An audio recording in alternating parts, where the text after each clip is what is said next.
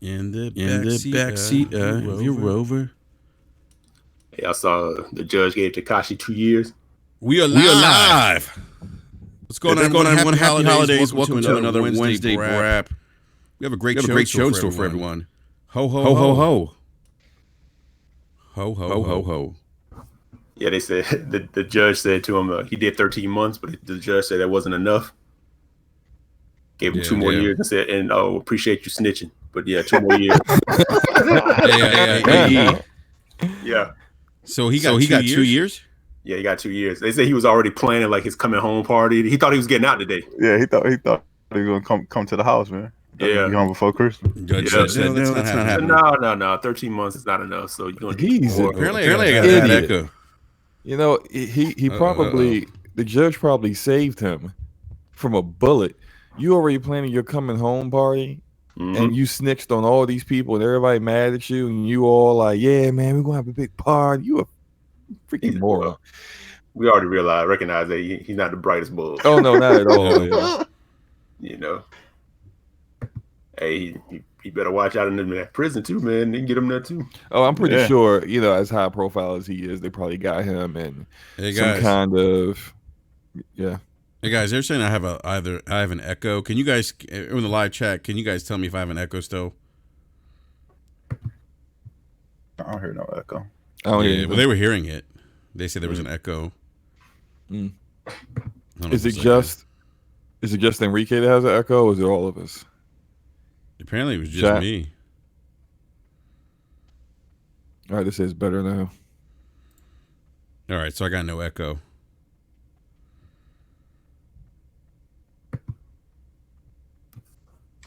I say you fixed it. You're good. Yeah, I fixed it. Yeah. Oh well. I don't know. We might have to go back to like Discord or something because I don't know what's going on with Hangouts. It keeps getting messed up every time I try to like do something with it. Like I don't even know what's going on. So it's ridiculous. I hate Google. I hate them, and I'll leave it at that. They really messed everything up. You know what you could try? You could try what is it called? I see some people using StreamYard. Is that what it's? Yeah. Although you gotta pay for that though. Well, you gotta pay for more than one person. There's a free version of it.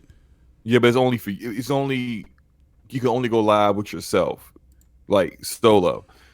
For I think I haven't never done it before, but I think I did do StreamYard because Boom is doing StreamYard now. Yeah. So and it was pretty cool. It seemed pretty straightforward. I think he's paying for it. And I think if you do it with more than one person, you have to pay for it. But if you're just solo, do live stream solo, then it's free. Yeah. All right. Cool. Well, anyhow, guys, sorry about like the stuff with fucking Google, but it is what it is. We'll figure it out. But anyways, guys, we got a great show for you. It's the holidays. Next Saturday is actually Christmas if you celebrate Christmas, and we're gonna be doing some giveaways.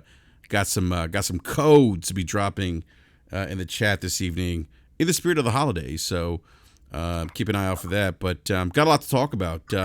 Want to say hello to the panel again. We got B Money, Slow Mo, Backslap, Eric Jackson, Forte. He's on a milk carton. We don't know where he is.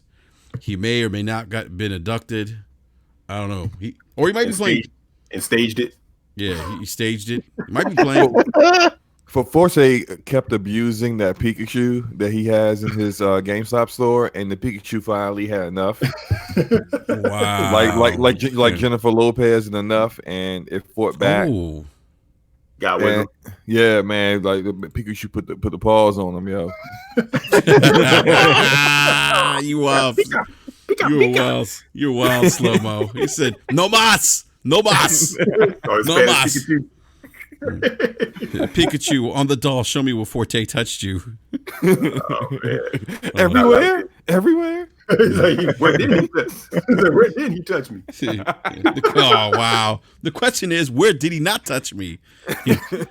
There's not enough real estate in this doll to show you. Oh man. Oh, not like that's great. Anyhow, guys. Wow, a lot of stuff happened since our last podcast last Wednesday. Big shout out to the Mooch. By the way, guys, Mooch actually had a great interview with Paul Tassi, man, at Forbes. I don't know if you guys caught that. No, I got to go back and listen to it. Yeah, it's I listened to some of it. It was pretty good. Yeah. D Floyd Laugh Chest says, "Get down, do you?" You guys remember that Dave Chappelle skit with Yoda? Do you? Yeah. Remember that Yoda was doing good this blow is. Yes, Morty makes me play with my nipples. I must. That Dave Chappelle skit was crazy. Was that the one? Didn't he have another one where like Yoda was up for charges for like touching Padawan? Yeah, he was. He was. Yoda did not do this. It's like did not touch Yoda. Hey, big shout out to Black Metal Gamer with the awesome $5 super chat. Says, "Merry Christmas, guys. What's the worst games of the year?" Anthem. Yes, I think we all agree Anthem is trash. Yeah, man, it still runs terribly. I actually booted it up on my PC, my high-end PC, and let me tell you, the frame rate is all over the place. Like, it's averaging anywhere between like 40 and 90 frames per second, and that's in Fort Tarsis, like the hub area. Yo, just all over the place. Slow-mo. Yo, Gregor Von Du said Forte's using Pikachu's rear end like an outlet. You hate to see it. Oh my god. Oh my god. Not like this, Gregor. Yeah, not like this, Gregor Von Du. But I think do you remember? You might remember this too. When I think it was at the E3, and dudes were arguing people down, saying that Anthem demo was running on the Next. Yeah. And it all comes out. It all turned out it was running on a high-powered PC. There was no actual game there. They're like we talked about this before. Like the actual team in BioWare that was working on Anthem was like, "Oh, that looks like a cool game. What game is that?" Like they really didn't know it was their game. Are you serious? I've never heard that story. Check. You cannot be slow-mo. You got to be joking, man. Check Jason Schreier's article about that. The main reason they didn't know it was their game was because they changed the name. Like right before the show, they had a different name. I can't remember what it was. It was something very generic. It was called Camel Toe, The Experience. But like the name had a trademark with some other company already, and EA was trying to like basically get that trademark from them, and they couldn't, so they had to just come up with a different name. And they get Anthem from like a portion of the story that talks about, like, if you play the game, there's like an anthem thing. It's not really an anthem, but like they call it an anthem. And so they just like, well, we got 2 days into the show, and we got to get this trailer done, and we got to have a graphic of like Anthem showing. Black Metal Gamer says Left Alive. I didn't play that. Yeah, I don't know. Maybe, but yeah. No, is that a game? Is that what I'm saying? Was that the game? The name of Anthem, Left Alive, or was that actually a game? I've never heard Left Alive. Was it Left Alive? I don't think that was the name. I thought it was like a singular word. I can't remember. I have to go back to the article, but yeah, there were no. Dylan is the name of the project. Like it was called Project Dylan. They always do that in BioWare. They name their projects after like some famous performer or whatever. I think the previous name for Dragon Age 4 was Project Joplin or something like that. So they always do that in BioWare. It's just like an internal thing. But the actual name they were going to go with was something completely different. And was it Beyond? It may have been Beyond. It may have been that. Gregor Von Du says BioWare. I remember something about that. I remember something about Beyond. That might be it. Yeah, I think it's I think it was Beyond. I think it was Beyond. Yeah. And so there are people on the BioWare team, not all of them, but there were people on the team who saw the trailer and was like, "Yo, that looked fire." Anthem. Damn, who's making Anthem? And they were like, lit, yo. "That's our game." Yeah, you jackass. You making because and that's right around the time when they were like, so people were like, so we're making a loot shooter. That's what we're doing. That's what this game is now.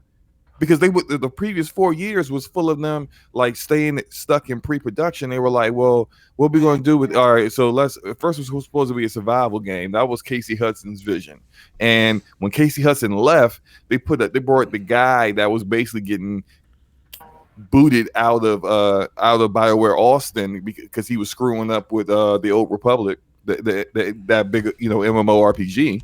And so they were like, yeah, put him on top of it. And this dude was basically just really wish-washy. He just wouldn't make a decision. It was basically, he was a weak leader, and everyone had a voice. And so people had these ideas of what they wanted the game to be, and there was just no general direction for literally 4 years until EA was like, yo, we need to show this game now at E3. What you got?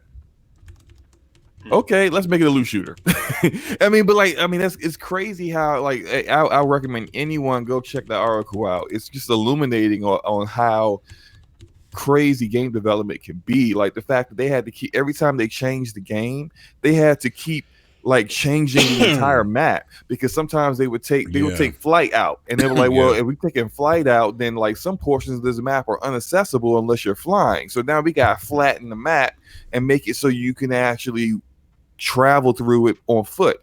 Then they would be like, oh, let's bring flight back. Okay, now we gotta redo this all over again. I'm like, just imagine that you just keep changing the map back and forth based off of like a weekly meeting where they just change things up again. It's crazy, man. But like, that's wild, shout out to Mark Dara, who came in and actually got the game to make it to launch. I mean, it still is the worst game to come out this year and the biggest disappointment. I mean, probably one of the biggest disappointments of this entire generation.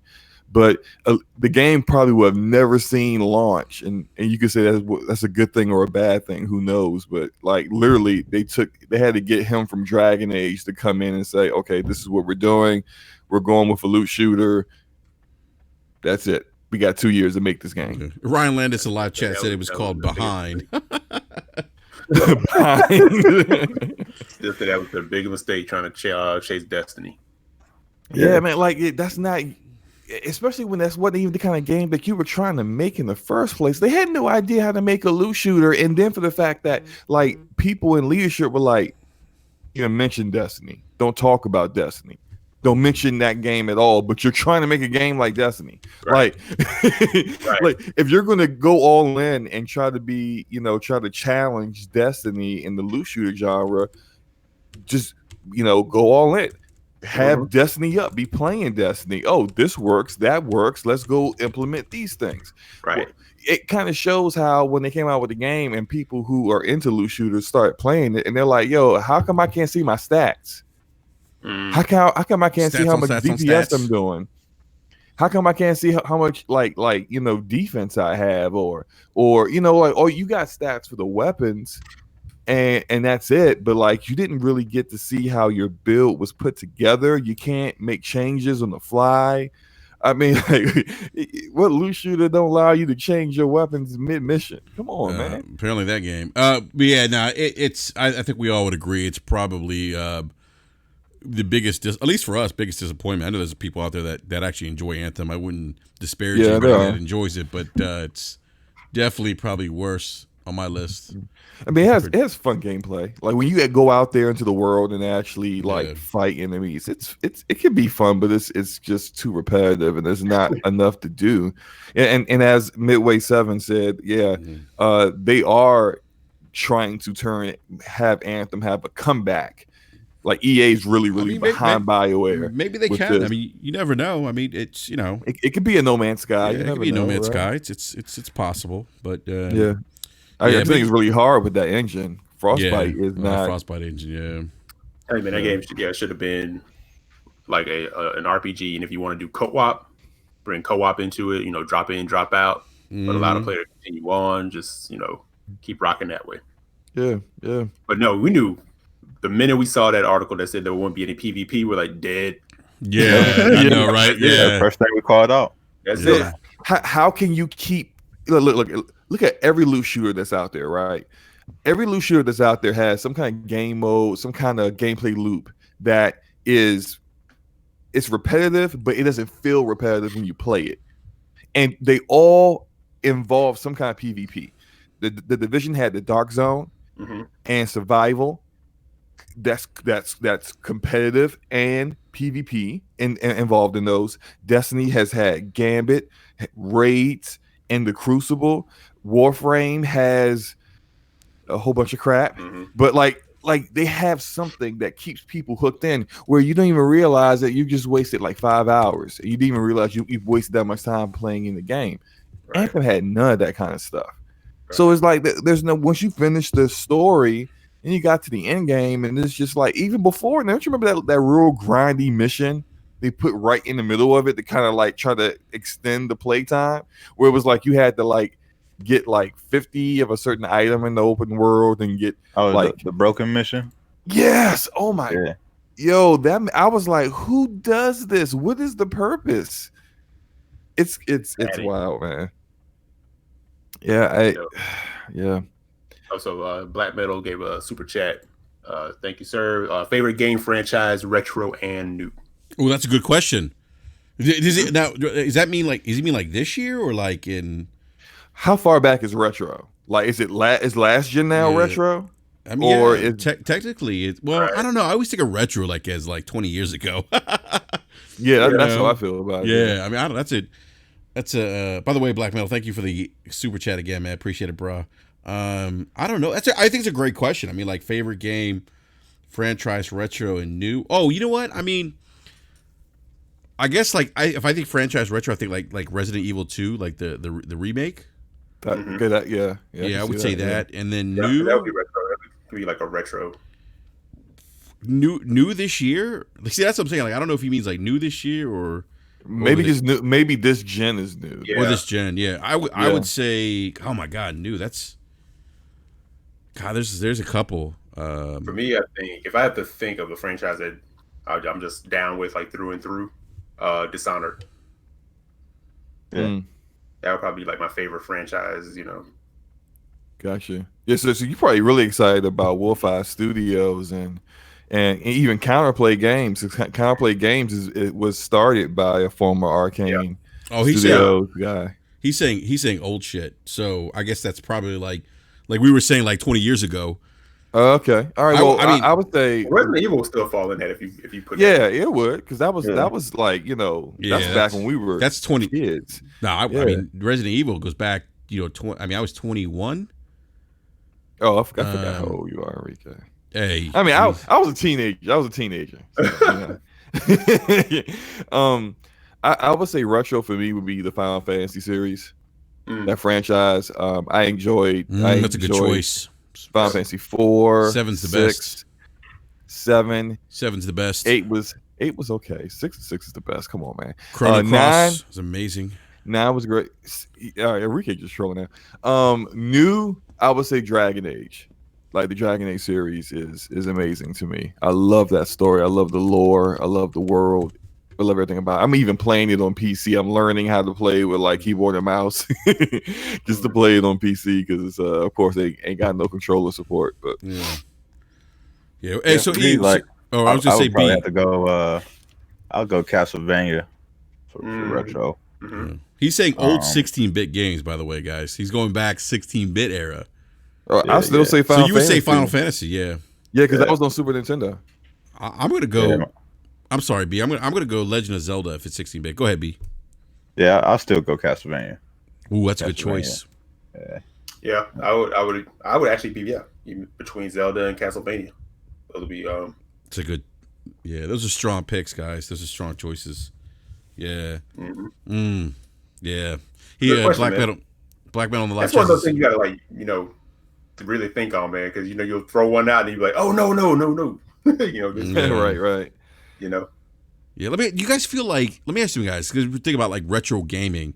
Do you guys feel like there was more new franchises being made when we started gaming, 25, 30 years ago versus today? I don't think so. I don't know for certain because I'm older now and I'm like I'm hooked into the video game industry. So I see, and especially with my channel where I'm always talking about new games coming out, I'm always looking at like newer games Whereas as a kid, I was into so many different things, and then I would just kind of like play what was popular, or pay what caught my eye. And so I think I don't know. I think more games are coming out now, especially with the industry booming the way it is. It's way more healthy. The industry is way more healthy now than it was back in like the 80s and 90s. And there's, I mean, the video game industry as a whole makes more money than the movie industry. So it makes sense that there's so many more developers out there now than it was back then.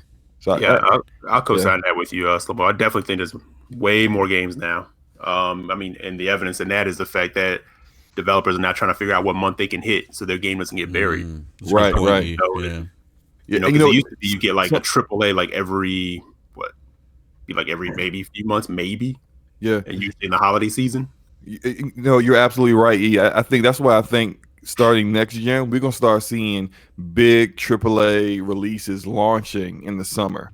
Because that's the only time that's left, especially if you got a new IP you try to get out there, but you're afraid of like Call of Duty, you're afraid of Battlefield. Now you got big games launching in Q1 of the year, Q2. Like, when can you launch your new IP and not get completely overshadowed by these bigger franchises? I mean, the only one left is the summer. So, yeah, I don't know, man. I think like if you really try to like break it down, there might have been like more games, at least for a certain period, back in the day than there are now. Just because there was like way more licensed games. Like every time there was like a new cartoon or a new movie or whatever, there was definitely a game for it. And there was just way more like mid-level like developers like Acclaim and you know what I mean, developers like that who were just like, they were just pumping games out. And it felt like they were, you know, putting a game out like every couple of months. So, but it was easy to make a game back then. Like you could make a game in like 4 or 5 months back then. Now it's like 4 or 5 months. What are you just trying to work on like character models? That's all you got in 45 months. It might be that thing where it's still kind of somewhat even because, like B said, that's a great point. But now with the, you know, we have the indie scene in there. It's like so much content. Right. You know? Yeah, there is. So it could quite, it's just where we, like B said, we used to get all this licensed stuff because, like, you're right, every movie, every TV show, every, you know. They were bad games, though. Yeah, like, you know, Family Matters. They were some trash games, man. I still remember E.T. E.T. made me want to break stuff, yo. That game was, ooh. No, and that, trying to break ice or catch a fly with chopsticks and Karate Kid. Because games back then were meant for you not to beat them. Yeah, for sure. To give you the idea that it had like longevity or whatever, you know, or value. So, I still remember how good Aladdin was. Aladdin was really good. Yeah, the Lion King game. Yeah, the Lion King game was good too. Yeah. Those were always quality. I can't remember any good X-Men games. I want to say was probably on the Super Nintendo. I think that's when like you play each character like had like their own level, right? Yeah, it's like Final Fight. Yep. I remember that. Was that the one where Nightcrawler was in it? Because I feel like I always kept teleporting into the hole to die. Wolverine, Storm, Nightcrawler, and Cyclops, I want to say. Yeah. I remember that one. I don't know. They had Ninja Turtles built like on the same engine. Yep. Yeah. You know. Yep. Now those games are fire. All those Ninja Turtles in Time. Oh my god! I played that game out. Yeah, that game was awesome on Super Nintendo. Yeah, man. Yeah. There was definitely some good 16-bit, you know, side scroll and stuff like that, like Earthworm Jim and all that. Yeah, that X-Men game you guys were talking about was fire. Yeah, so I mean, games like that we just don't get today. You know what I mean? Everything's bigger and better, and you know what I mean. You know, we don't get those type of games anymore. But I used to rock out Kung Fu on NES. Kung Fu on NES was the truth. E. Yeah, man. Yeah, but like that's why I was kind of asking the question because I feel like there was probably less development time involved. I felt like they were cranking more. There's also more studios I think back then too, right? Like I think for sure. You guys met, like I remember God, there was a game. Remember, there was actually a developer, Data East. If you guys remember Data East, Yeah. I think the one game I remember from them was this is during the 8-bit era was Kid Nicky, which is actually like one of my favorite games from Data East. So yeah, I mean that was just a great era, I think, in gaming. There was just so much variety, but there's also a lot of trash too. There was, I think, Broderbund, I think was a developer. I think a lot of the games they put out were like trash. That's when, like, cover artists, just cleaned up making money, because the better your cover was. Oh, no doubt. Jim freaking Lee. Look, Jim Lee is a genius, and he is a king, a lord when it comes to comic art. But that man used to do some covers for some games, and I'd be like, "Oh, Jim Lee did that." And I don't know why I would buy it just because Jim Lee did the cover, but the game would be just straight garbage. Like this is a terrible game. Like, what is this nonsense? Why would Jim even put his name to this? But I used to see it I used to see advertisement for it in like the Game Pro magazine. Making that money, man. Like that. Man, Jim was a man. He made some loot, yo. He's no, he definitely good did. businessman. No, those guys. I mean, those guys got paid money to do that box art, because Eric's right. Like, we would buy, our purchase decisions often were based on box art. Like, oh, you see, because there was no other way to know how the game was going to be. Yeah. Ryan Landis says the first Mega Man cover, though. Yeah, I'd say what Capcom has some questionable. Oh, Ryan, man, yeah, that Mega Man cover. Oh, it's if you went off of that, you're like, this game is terrible. Yeah, but Capcom had that same like template. You remember, like if you remember, it had like that same type of box art. Like it was like a grid or something in the background. Do you remember that? Yeah. Yo, Mega Man had a horrible airbrushing. Yeah. But Mega Man was terrible. But speaking of Capcom, didn't they just renew the trademarks on a whole bunch of their IP? Yeah.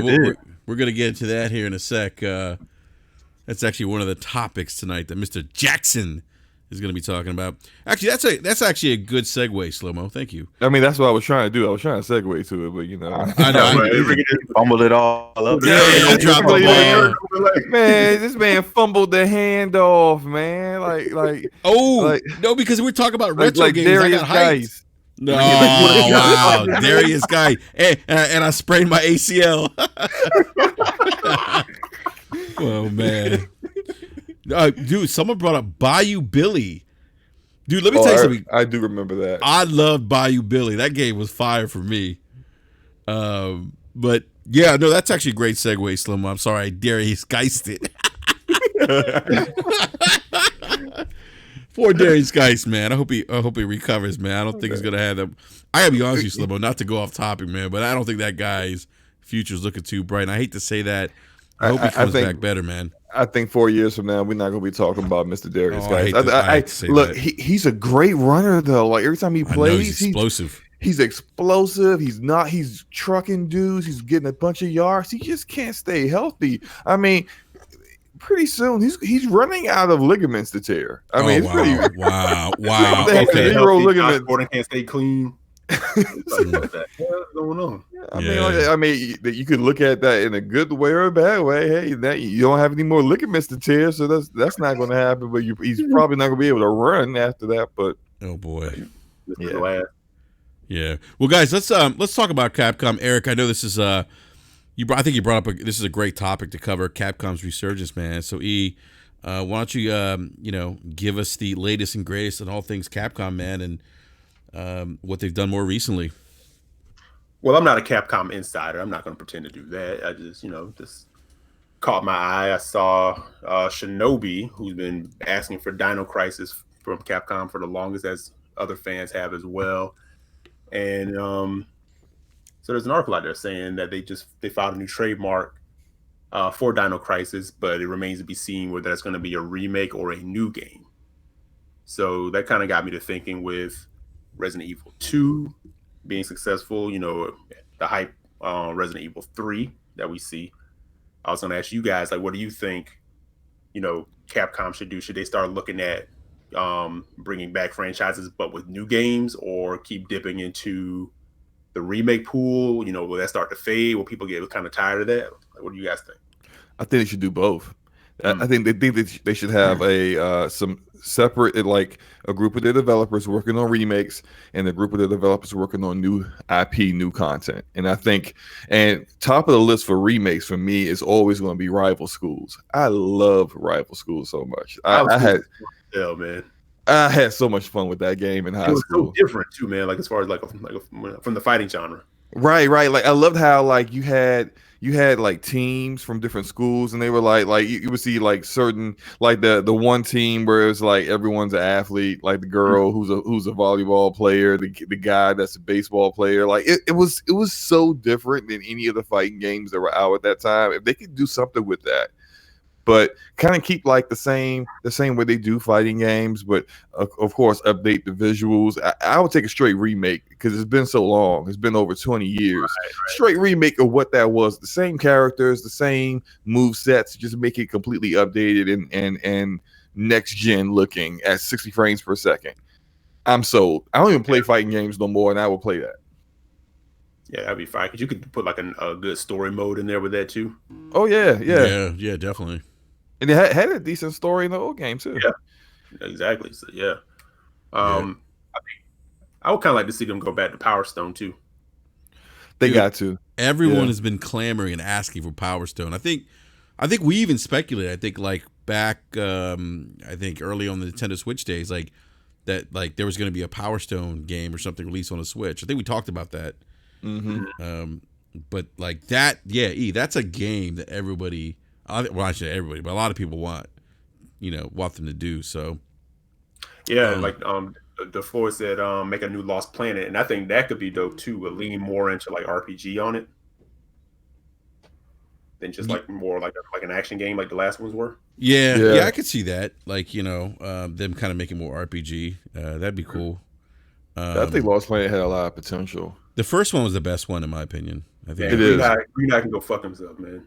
That thing was so cheap. Yeah. Like, oh man, I couldn't stand that worm. Yeah. But you know what, Etho? I think, man, like I like so Slow-Mo was like, he wants to see both, right? And I think ideally I'd want to see both, like them do remakes, and then like new IPs. But I'm okay if they only do remakes, because we saw what they did with Resident Evil 2. That remake. Resident Evil 3 looks really good. You got to believe they're going to remake Dino Crisis. I mean, I know sometimes companies will, renew or, get the, trademark. The trademarks, because they don't, because the trademarks will expire and they want to keep them. So they'll renew them again. And sometimes nothing comes of that. But I gotta believe, man. Like I have hope that in fact they're gonna make Dino Crisis remake. If they don't, I think it's a disappointment. But I'd be like, you be listening to like their fan base, or actually listening, unlike Konami. Well, yeah, who's just like they rather make bottled water and run the gym, pachinko machines and all that stuff, which it's whatever, but. And ride the Metal Gear franchise name to holy hell and back. I mean, that's just like what they did with that zombie Metal Gear Solid game was just terrible. I mean, I don't even know why it was outside of them, trying to use the name and just put it on there. Like why it had to be Metal Gear. The game actually might have done better. That's their go-to, man. But it might have done better if it wasn't called Metal Gear. Yeah. I mean, but that's another company that could take a page. I mean, they're still making money off those pachinko machines and stuff. I understand. They're making a ton of dough. Yeah, but I can watch their membership money though. Yeah, right. But that's another company that could tap into, like somebody meant, like DeFloyd just mentioned Contra. There's so many like IPs they have. Contra. Castlevania. And not that Contra with the koala bear, whatever was in that game, man. But imagine like a Castlevania, imagine like a Castlevania, like a Dark Souls Castlevania, right? Something like that. Imagine that, or God, what are some of the other I was guessing Konami games that they came out with? Oh my God, I always said Double Dribble, but there's no way they do that again. But that's another one. I mean, that's another company that they can kind of go back and tap into, their libraries of old games. I mean, look, like we're seeing this in Hollywood, right? Go back and do a new Russian attack. Oh yeah, good call, E. Yeah, but I think Capcom. I'd like to see a proper Mega Man. They got Silent Hill, man. It could be Silent Hill. I know there's that rumor that they might still be doing something with Silent Hill, but isn't it a rumor? Konami will kind of throw something out, and like you see, like the fan base, kind of go crazy. Or they'll tease something. Because you remember they did that survey, like, what would you like to see? Yeah. A couple years ago, right? And people had people thinking like, oh man, it's about to be on, man. They asked us what we want, and then they put stuff in Bomberman. They're like Castlevania skins in Bomberman. It's like, thank you. I remember that. That was terrible. Yeah, that was not good. Yeah. So, but like Slow Mo said, man, I think I would much rather see them do both. I think they should always do, go back to the wishing well and do a couple of remakes. But if you're gonna bring back Dino Crisis and do a remake, then the follow-up has to be a new iteration of the game. Or same thing with Resident Evil. Like what are you gonna do when you stop making remakes? Right. We got to eventually get to some new games.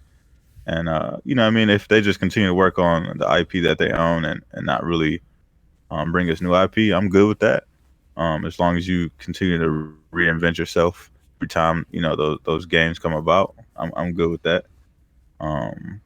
But they've tried some new IPs and haven't really been too successful with them, so I can understand why they kind of went back to the old library, because they knew that people would go out and spend money on that stuff as long as they did it right. So if they continue to give us a couple of remakes and bring some follow-up games with that as well, I think they'll be all right.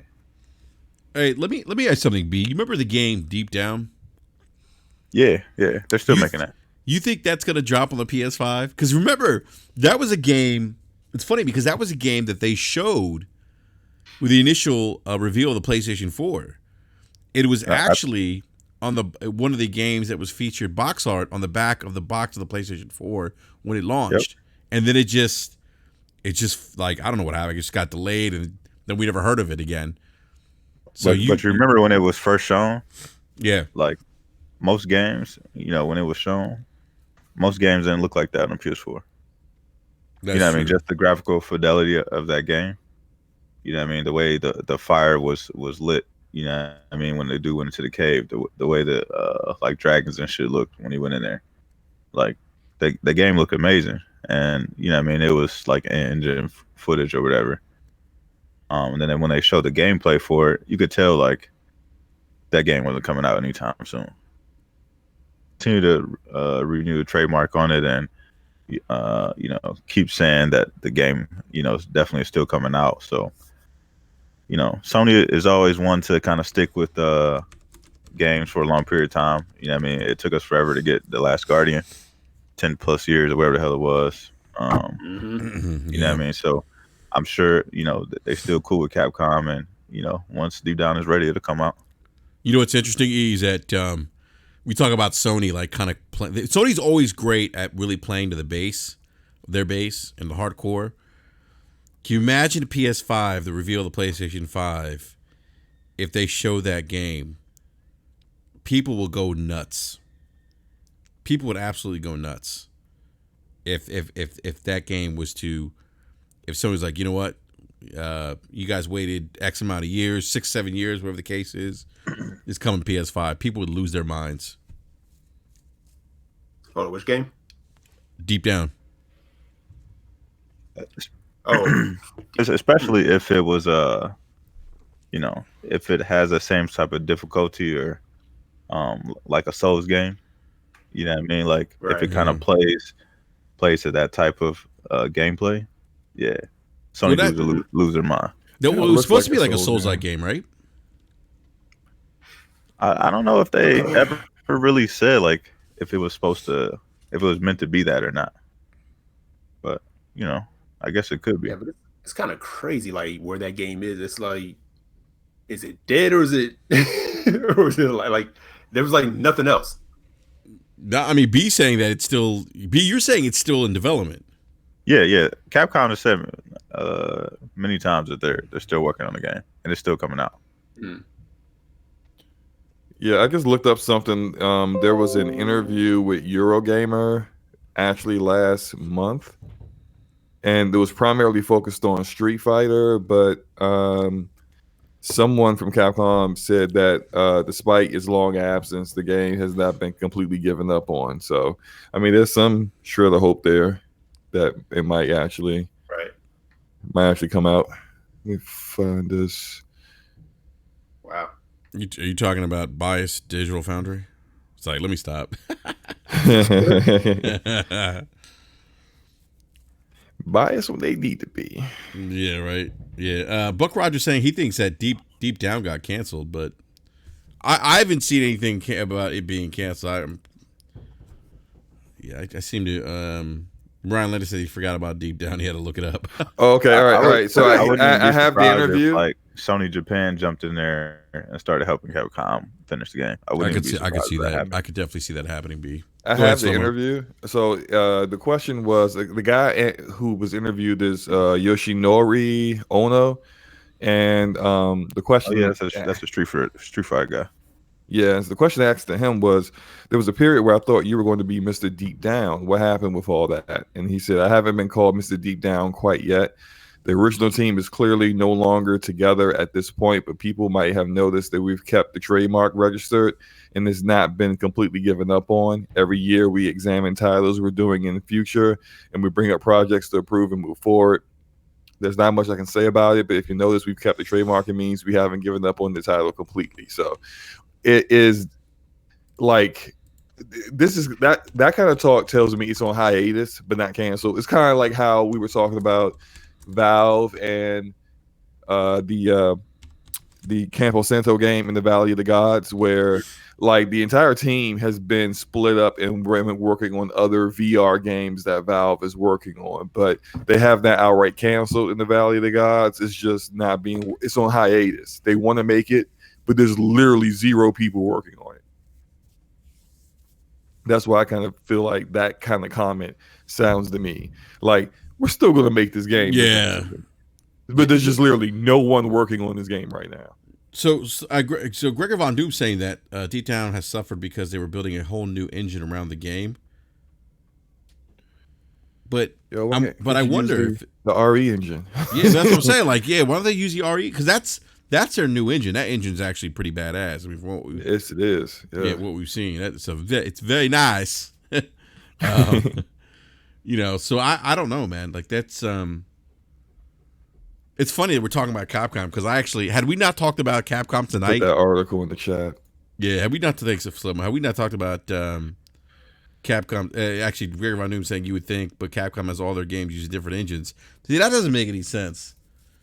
Look, I'm all about creator freedom, and an engine built around a game means it's going to be suited for that game's needs. But then if you already have an RE engine that's amazing, why don't you just build upon that? It will actually like quicken your game development because you don't have to have people dedicated to making the engine. And while there people are making the game, they're also having to improve the engine to do what the game needs it to do. Like you don't have to do all that. You could just build additional tools that kind of fit for what you need, but still have that that foundation to work off of. That's why we're going to see a Horizon Zero Dawn 2 so fast because they just built off the Decima engine. It's they're not going to say, hey, whole new engine, whole new game. No, they're just going to build off of what they already had, and it's less time you have to worry on that. You can crank a good game out in like 3 years in that time frame. So yeah, I don't really agree with that, but it's Capcom. They can do what they want. I just kind of want them to make more games quicker. Yeah, I think we all do, given the history there. So, And it's just I crazy. don't Like know, with man. Capcom, like Capcom's been pumping out games, man. They've been putting out more games as a publisher and developer than a lot of devs this generation. That's true, B. They've been smacking us upside the head with games over the last 3 years. They're not on that. They're not like. I mean, yeah, they're doing more than say like Bethesda, but like they're not on like the Ubisoft level of dropping games, which I don't know. That might actually be a good thing because everyone seems to think Ubisoft is just cranking out trash at some points. But I'm trying to look up what they've done, all the games they've dropped recently. You talking about Capcom or Ubisoft? Capcom. Because they came out like, so what was it last year? We got RE2, we got DMC5, we're about to have RE3. They had Monster Hunter World. They just put out a big ass expansion for that game. That's just almost a new game. So since let's say the past 2 years, they've made Resident Evil 7, RE2 remake, Monster Hunter World, DMC5. Yeah. So is that 4? Yo, you know what's funny? B, now that you bring up that list, man, like they've put out some bangers, man. Enrique? Yeah, can you guys hear me? Man, Google got Enrique. Oh, yeah. we heard that. We couldn't hear okay. You said no. I was saying what I was saying was that you think about it, like when B Money talked about that list, that Monster World, DMC, I mean they put out some bangers this gen. Oh yeah. So like this the end of the gen they've definitely come on strong. Yeah, I mean you can't think about where they were because I mean people were talking about other companies buying them. Yeah, exactly. Yeah. At the beginning of the gen, everybody was saying that Microsoft should buy them because they weren't doing anything. Yeah, you know what I mean. And Capcom was like, "All right, we about to show y'all that." Yeah, right. Yeah, that's a great point, man. That's a great. I mean, you looked at like Monster Hunter World was like one of the top selling games of the year. Oh yeah, according to NPD. Yeah, it was top. It was top on NPD for the majority of the year. It came out like in January, right? But then it just stayed number one until, of course, the typical, Madden, FIFA, Call of Duty games dropped and just kind of overshadowed. They had Mega Man 11 in there somewhere too. Yep. Yeah. Hey, real quick, big shout out to the Ashen Luca with the $5 super chat. Thank you so much, Luca. We appreciate it. Happy holidays. She says just dropping by to show a little bit of love. So, Slow-Mo, say thank you to your mom, man.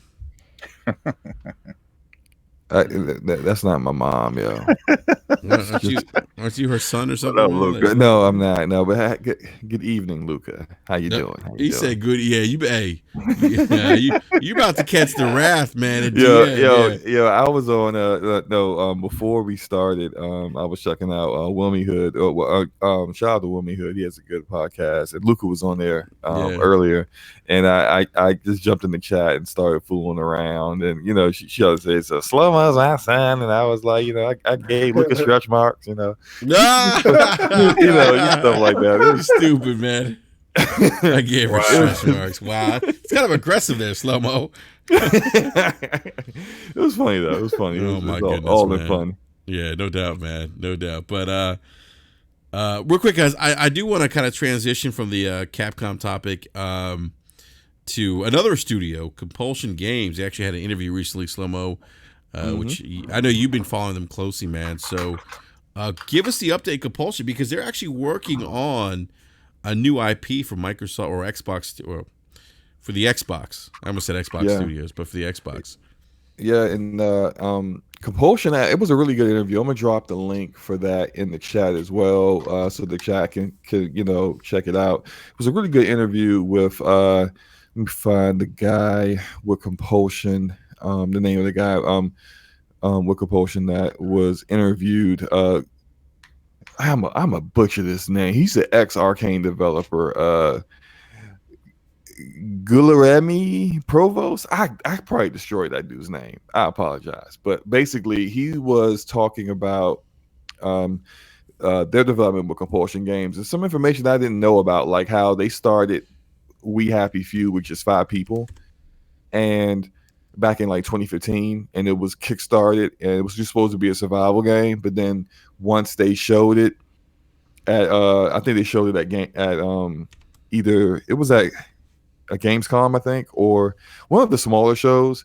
Everyone loved the world that they had created, and people just kept saying BioShock because of how it looked, and they were kind of caught in between like this thing where like they weren't big enough to really make it what people thought it was. So they started hiring more and more, but then they were trying to stay true to what the people who kickstarted the game wanted, which is a survival game.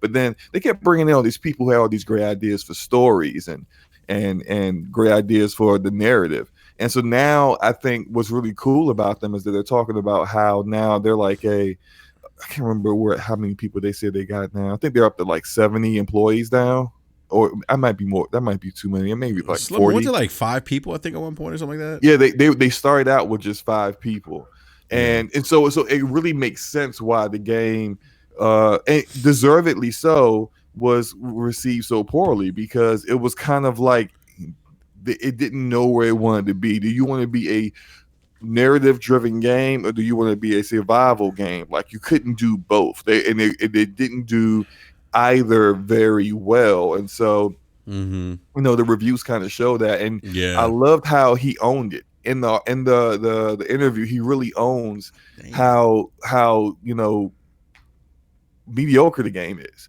And then he even says, like, if the next game we come out with isn't better than We Happy Few, we need to make changes because something's not right. And I'm like, yeah, that's kind of talk I like to hear. Like that kind of open honesty you don't really see from developers when they talk about the mistakes that they made with previous games. They don't really, you know, be that honest with it. But I think the next game they're making, based off of what they're speaking about, is going to be completely different than We Happy Few. And as far as like the aesthetic in the world, but it's going to be, looks like it's going to be a narrative driven game. And they mentioned the game being completely different than what anything else that's coming out for Xbox first party studios right now. So I guess my question to you guys is like, do you see Compulsion as a studio that's just like a lower rung studio for Xbox game studios, or could they turn it around and become like this dark horse developer that really like becomes pretty good over time, you know, like learning from their mistakes and then actually being a really great studio in the future? Ooh, that's a good question. Well, go ahead, I'll jump in there because cause we've had this chat before, you know, Slow Mo, like when they first, you know, announced that they were joining Microsoft, and it was kind of like, I think they kind of got lost in that shuffle of some of the other announcements. And they were immediately kind of placed like at the bottom, like, oh, okay, well, that's probably like their, you know, their bench squad type of thing, right? And, you know, you start thinking about it a little bit more, and you hear that article or whatever. And I started, you know, what I said to you the other day, like, it would be funny as hell. They actually became one of their top tier developers, right? Because concept wise, I think their concepts have always been interesting. It's just the execution. Yeah. So, I can say, yeah, they're creative, but they don't execute well. Yeah. So now I start thinking like, okay, so they have the creative side of it. So now they have the resources. So maybe we shouldn't write them off like so quickly. But I think the one thing that we agreed on was this is it. Like, and so it's interesting to hear like their studio heads say that. Like, we have to deliver on this next game because we have no excuses. There's nothing in front of us now except opportunity. You know, because before, if you're running into money issues or you're overstaffed, and all those things can play into it, you know, into what you put out. But now you have the backing of Microsoft and, you know, the resources to do what you want to do. Thank you, Delilah. It is 40. I couldn't remember it was 40 or 70. I think I'm getting them somewhat confused with Counterplay Games, because I was just researching them and they're 75. But yeah, Compulsion is now a team of 40. But I'm sorry. Go ahead. E. No, so I'm saying now, like, you know, where it was easy to kind of like dismiss it before based off of, you know, the things that they put out, but I'm actually kind of in the other court now, where I want to really see what their potential is, because I love an underdog story. Yeah. I mean, You know, see, and I kind of look at them like almost like a baby Ninja Theory.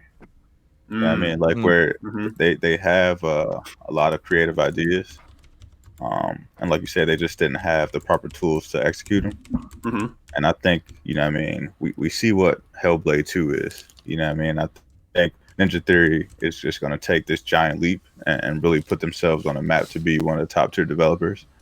And I think, you know, Compulsion can kind of slide in and be like that baby Ninja Theory. And as time goes on, you know, with the proper tools they have, they'll blossom into something that everybody thought they could be. So I'm looking forward to whatever, you know, they're working on next. You know, it's interesting that they said it's going to be something different than any other Microsoft studio is working on right now. A lot of stuff, you know what I mean? If you just look at a lot of, you know, the things that they've announced over the past year or whatever, and stuff that they have coming. So it's just like, okay, so what are you going to do? You know what I mean? What type of game is this going to be? Because, you know, now Microsoft has kind of filled the void. They definitely have tapped into more genres. They're not just a shooter box anymore. So it's going to be interesting to see exactly what type of game this is. Yeah, I mean, they got strategy, RPG.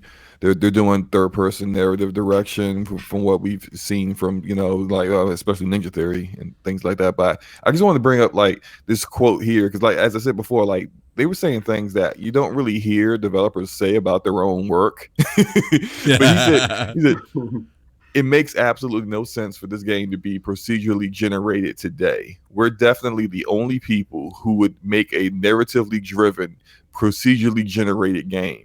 I hope for the sake of whoever might do this next that we are the last game that ever does that because it makes no sense. I'm like, yo, I love that he's ducking on his own. He's ducking hard on his own work, yo. But that's kind of like, that's great. That's the one thing I loved about that is that he was like honest about, hey, like we did something, it wasn't great. Like I think sometimes like greatness comes from making mistakes. You know what I mean?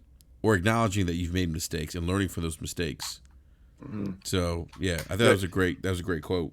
Here's another one where he talks about how dumb it was for them to go early access with a game that has a major story. He's like, you can't early access a story. You're not going to play a half-ass version of the story and then a slightly less half-ass version of the story 18 times until you get to the final release of the game. I'm like, yeah, that's a pretty bad idea. Like, it's good that they understand. It sucks that they didn't understand that then, but it's great that they understand that now. And so that in the future, it seems like by how hard he's going on their own work, they're not going to make those mistakes again. Yeah. Somebody having awareness is like one of the best things in the world. Oh, yeah. You know? So I'm with it. I want to see what they got. Yeah. It kind of makes me, I never played We Happy Few because I just always heard it was buggy as hell and it was really a real disappointment. But just like reading that kind of made me want to just download it since it's in GamePass and, you know, just check it out and see what it's about. Eventually, you know, I got too many games to play at the moment. Yeah, no, I had started on it. I didn't get too deep into it, and like I said, there was definitely something there, and I know it has like its fan base. But yeah, it was a little rough. It was a little rough, but it is something I could see going back to. But like you said, it's a little more, I don't know when, you know, the amount of games ahead of it. So yeah, but like whatever they're working on, we're not going to see for a really long time. They said they finally completely stopped working on We Happy Few last month, where they dropped like some big expansion, and now the entire studio is now working on the new game. So like they really haven't really been working on this game for very long. So we're probably not going to see it until like 2022, 2023. But I mean, it does seem like, you know, whatever they come out with next is going to be received better than We Happy Few was. yeah. But I thought, like, you know, given how small that studio was at the time they came out with We Happy Few, there was something charming about that game. At least for me, it was like it was different, I thought, and it kind of had. I know people like when they first revealed it thought like, oh, maybe it's like BioShock, right? You guys remember that?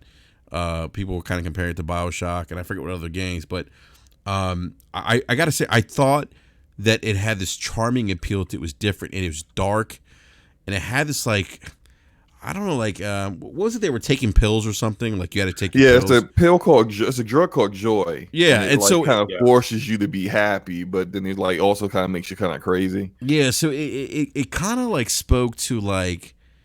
I thought, at least my interpretation of that was like spoke to our dependence on like somebody's pharmaceutical drugs, right? As a society, like I thought, like I got a little bit maybe too deep with the game, but that was my perception of it. I thought it was cool. The premise of it was cool, and I thought that like when you would play the game, you would read like some of the like some of the news clippings and stuff, that kind of talked about the story and stuff. I thought there was something unique there, something they could build upon. I think unfortunately it just didn't pan out for them, but based on that work, and even though that work wasn't perfect, the level of creativity they showed with We Happy Few has me very intrigued about what they can do with a bigger team and a bigger budget, and I think possibly maybe, and I know everyone's focused on the initiative, the what is it, the quadruple A exclusives, and, quadruple. Yeah, I think quadruple A experience. Yeah, I think people need to lower their expectations of that. And I know that Playground gets a lot of focus, but Compulsion, they might be the dark horse here. They might. I mean, I'm serious. Like I love the creativity I saw from We Happy Few. It wasn't perfect. It didn't work out. But I almost called you E Slow-Mo. I don't know why I always mess up your name. Man. Call you everybody I know, on right? the panel. I know, right? I think I called you Mooch last week. Yeah. But I think that like them recognizing some of the mistakes they made, and now that they have the budget and the team now, I think like Delilah said, they have 40 developers now on board. There's potential, man. They could surprise a lot of people, man. They could surprise a lot of people. I think there's a possibility for that. So I think it's good for them that expectations are low. Expectations are low. No one really expects much of them. I think that's going to result in a lot of people being surprised. But they expect a lot from themselves, though. I think that was very telling in that interview. Absolutely. Yeah. Like they definitely have a certain level of quality that they expect their games to be at, and We Happy Few wasn't it. Like, like they really want to, be at a certain level. And I do also like, it's something that Delilah in the chat has mentioned, and they also said in the article about how, they're saying like our animation director, our technical director, all of our game designers are plugging into the other game directors and peers at other studios to get, more knowledge and basically use their experiences to kind of help them make their game. So it's really kind of a lot of the stuff that we talked about ourselves when Microsoft came out and said, oh, we got 5 new studios, and we was like, bet, that's great. Now what y'all need to do with these 5 studios is kind of like what Sony does with their studios. Actually, communicate with one another. They come visit one another, and they get feedback on how their game is going, and from someone else who's making games as well. And that's something that for Xbox Game Studios really needs to build upon. And you see it all the time. They'll be on Twitter taking pictures together, and you see people wondering like, when you guys make games, because you guys are always eating and drinking wine together, and it's just like, what that's a part of the process. Sometimes you guys sit back, drink a glass of wine, talk with your peers, and actually kind of bounce some ideas off of one. That leads to crunch. You start missing those milestones, man, and you start crunching. No, but I mean, all joking aside, man. Like like Delilah mentioned the live chat, she said all the studios are communicating so that the titles will not overlap significantly. I think that's great. Like you said, like that's the one thing that a lot of the Sony first party studios do. They communicate, and I think you've talked about this on several occasions. They communicate and they push each other. They see like, Sony Santa Monica. Oh, okay, we see what you're doing, Naughty Dog. Corey was just tweeting about that, man. He was saying someone had posted a tweet about something in regards to level of games, and Corey was saying how he gets kind of depressed every time Naughty Dog posts post gameplay, because they kind of set the bar. And I just tweeted him like, all right, you go set the bar. You know what I mean? Ball's in your court. You know what I mean? You're a top tier developer. You go set the bar. And he retweeted it. So, you know what I mean? It's that level of competition that you kind of need. You know what I mean? When you're all kind of doing the same thing, you're all working under the same umbrella. And you see someone across the fence, you know what I mean, doing something, you know, amazing. You got to go out there and be like, all right, I'm gonna top that. So, hopefully, you know, Microsoft Studios do the same thing, and they kind of push each other. You know what I mean? I think, and Coalition got to get put on notice. You know what I mean? Let Playground come in there and show them how to get shit done. You know what I mean? Let Ninja Theory come in there and you know what I mean, make a name for themselves and you know, start being known as the best Microsoft studio, and then everybody has, you know, a next bar to try to reach. So I'm excited for it. Yeah, and I'll say this again. I've said this multiple times. They need to really start leveraging the technology and the tools that they also have with one another. Like everyone keeps talking about behind the scenes. We keep hearing stuff about how Slipspace engine is such a beast. Well, you know what? It should not just be an engine being used on Halo. It should be used in Compulsion's game, or it, you know, hopefully if it's you know, as good as they say, maybe like the Decima engine. Yeah. Turn it to your version of the Decima engine so that like Undead Labs can stop trying to fool around with Unreal because they apparently don't know how to use it right. You know, like so the game isn't super buggy when it comes out at launch. I don't know. You know, like or with Ninja Theory with their own proprietary mocap and performance capture technology that they developed with Senua Studios. Like we see that on display in the Hellblade 2 trailer. Why can't we, you know, like that needs to be used on everything. You need to take that technology, use your Microsoft money, duplicate that, and put it in every single studio. Like every single studio need to have that kind of technology on deck that they could just use it. Don't have to, you know, fly all the way to the UK and use it. That's a great point, man. I mean, like, you know, that their Hellblade Ninja Theory's performance capture is. I mean, that's in the business, man. That shit is sorcery. I mean, they weren't they're a bigger team now, and you know we saw that Hellblade 2 footage, and I mean, despite you know it not I think I forgot what Digital Foundry said, but despite whatever Digital Foundry said about it, 24 frames per second. Yeah, I mean, look, I mean, you know, it is what it is, you know, and you know I saw a lot of people running. Oh, it's only 24 frames a second. I mean, I don't know. It is what it is. You know, like I think we'll get a better idea once the game releases. You know, I think that probably speaks more to maybe the hardware more than anything else. I don't know, but anyhow. But even that being said, I mean that with her face, I was slow-mo. I was like, and immediately I thought. Slow-mo's been talking about their performance capture for like forever, like how top notch it is. And you're right, man. Like hopefully they start sharing that. Like, hey, you know what, guys? You know, Mr. Quadruple A Studios, you guys, you want to produce that Quadruple A game? You need to come see us. You gotta check out our motion capture. So you know, there was about that. They used to have a website because prior to them becoming, you know, under Microsoft being acquired.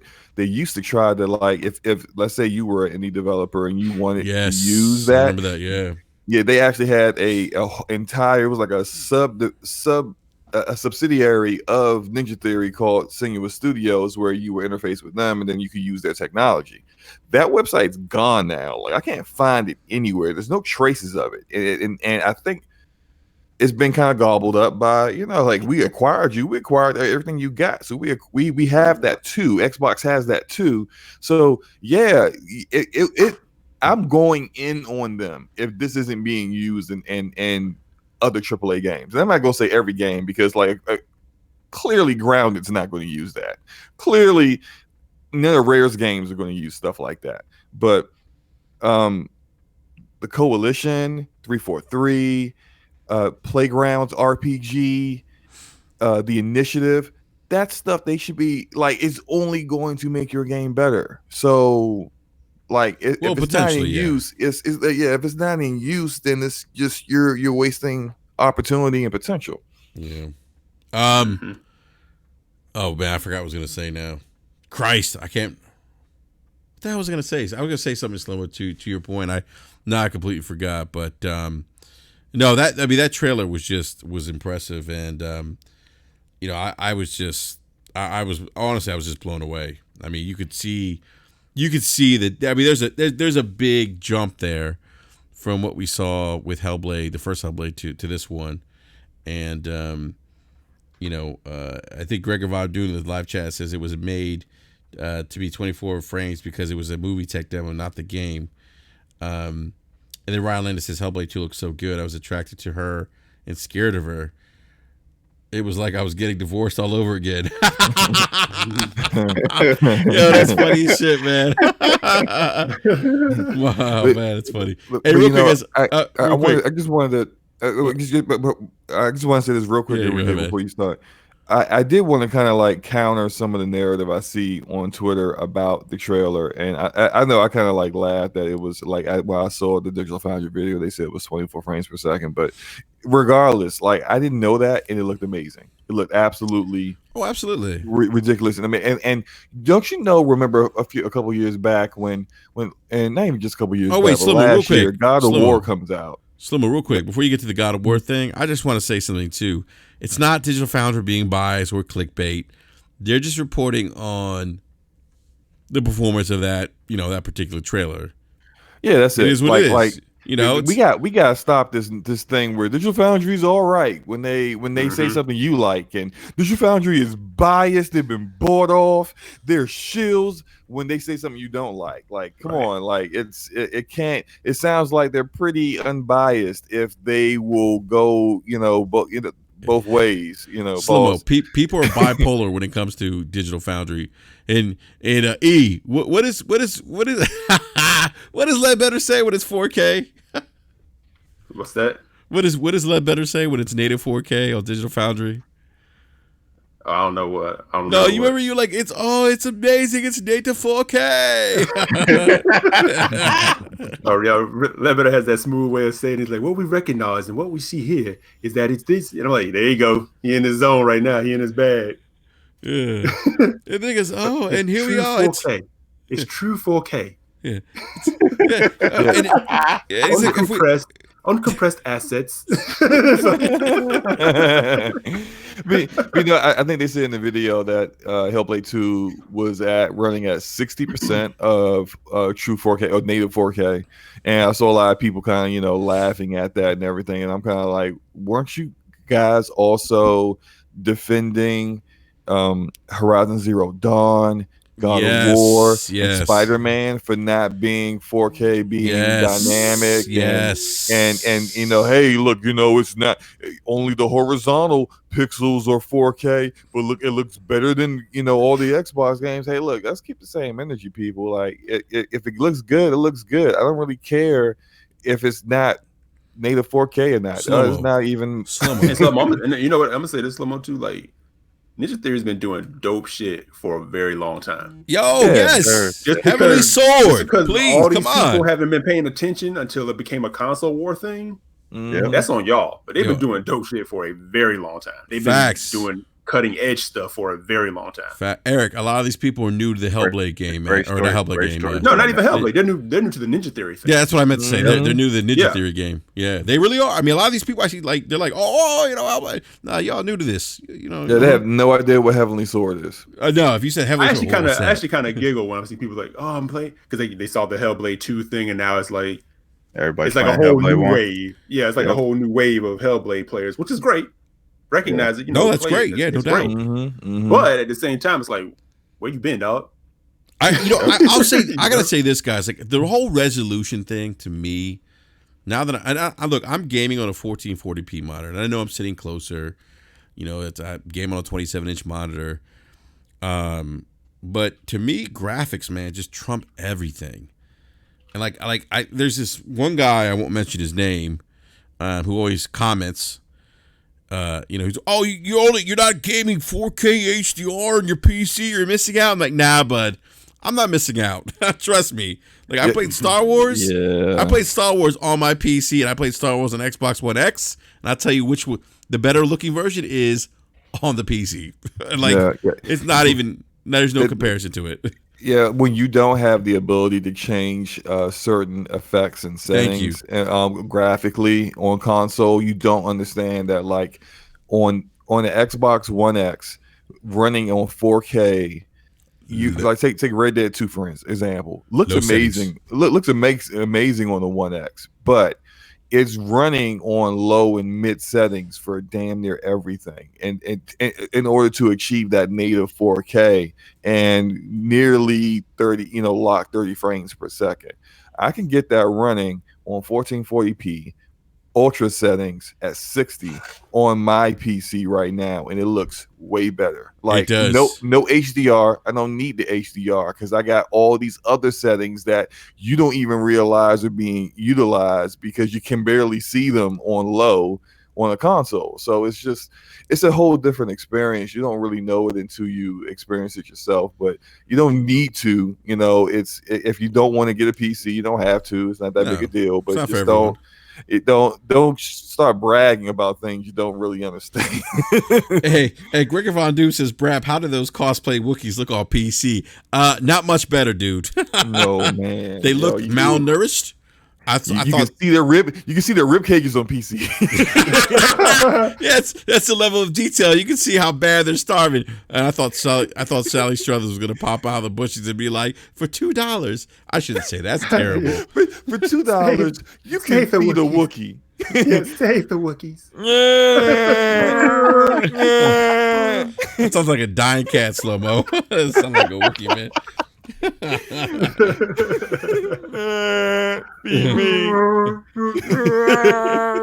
Yeah, exactly. Oh man, that's too funny, man. But yeah, I mean, that's a great point, Slow-Mo. It's like, having those settings, it makes a difference. I mean, it's crazy. Like it's so detailed. Like even with like you mentioned, Red Dead Redemption 2. I think one of the things they recommend you to do with that game to increase frame rate is to like lower the water settings, like the I forget what it is. It has something to do with the water in the game. Yeah. And you lower it to like 0, and you basically don't notice a difference. But it actually helps you increase frames. Like it's so OBJ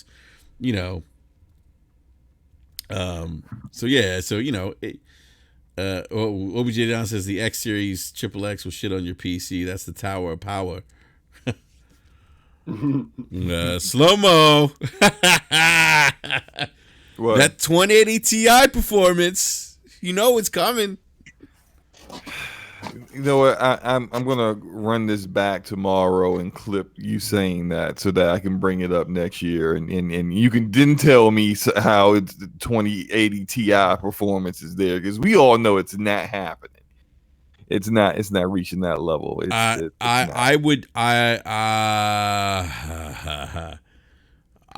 don't look, man. I'm not gonna say it's not gonna happen, but I'm not. What makes you so sure? Oh no, what I'm not. Great performance. Great question, B. I am not. I am only going by things that people have said, like Jason Schreier. I'm not saying that what he's saying is true. Even though Jason Schreier said, "I am not a technical person," and don't take my word for it. You're going to take his word for it. But I do not believe though that, and I think this thing's gonna call. And here we go. Perfect segue, by the way, Slow-Mo or OBJ to Don. I should say that. Perfect segue. We talk about Xbox real quick and the Series X, which was revealed at the Video Games Awards last week. But 12 teraflops. I mean, that's nothing to blink an eye at. People are speculating RDNA 2, Navi, and then 8-core CPUs, which you and I are Slow-Mo. We have multi-core 8-core CPUs. We have. I mean, we don't have 2080 Ti's, but we have 2070s. Yeah, I got 2070 Super, so it's pretty nice.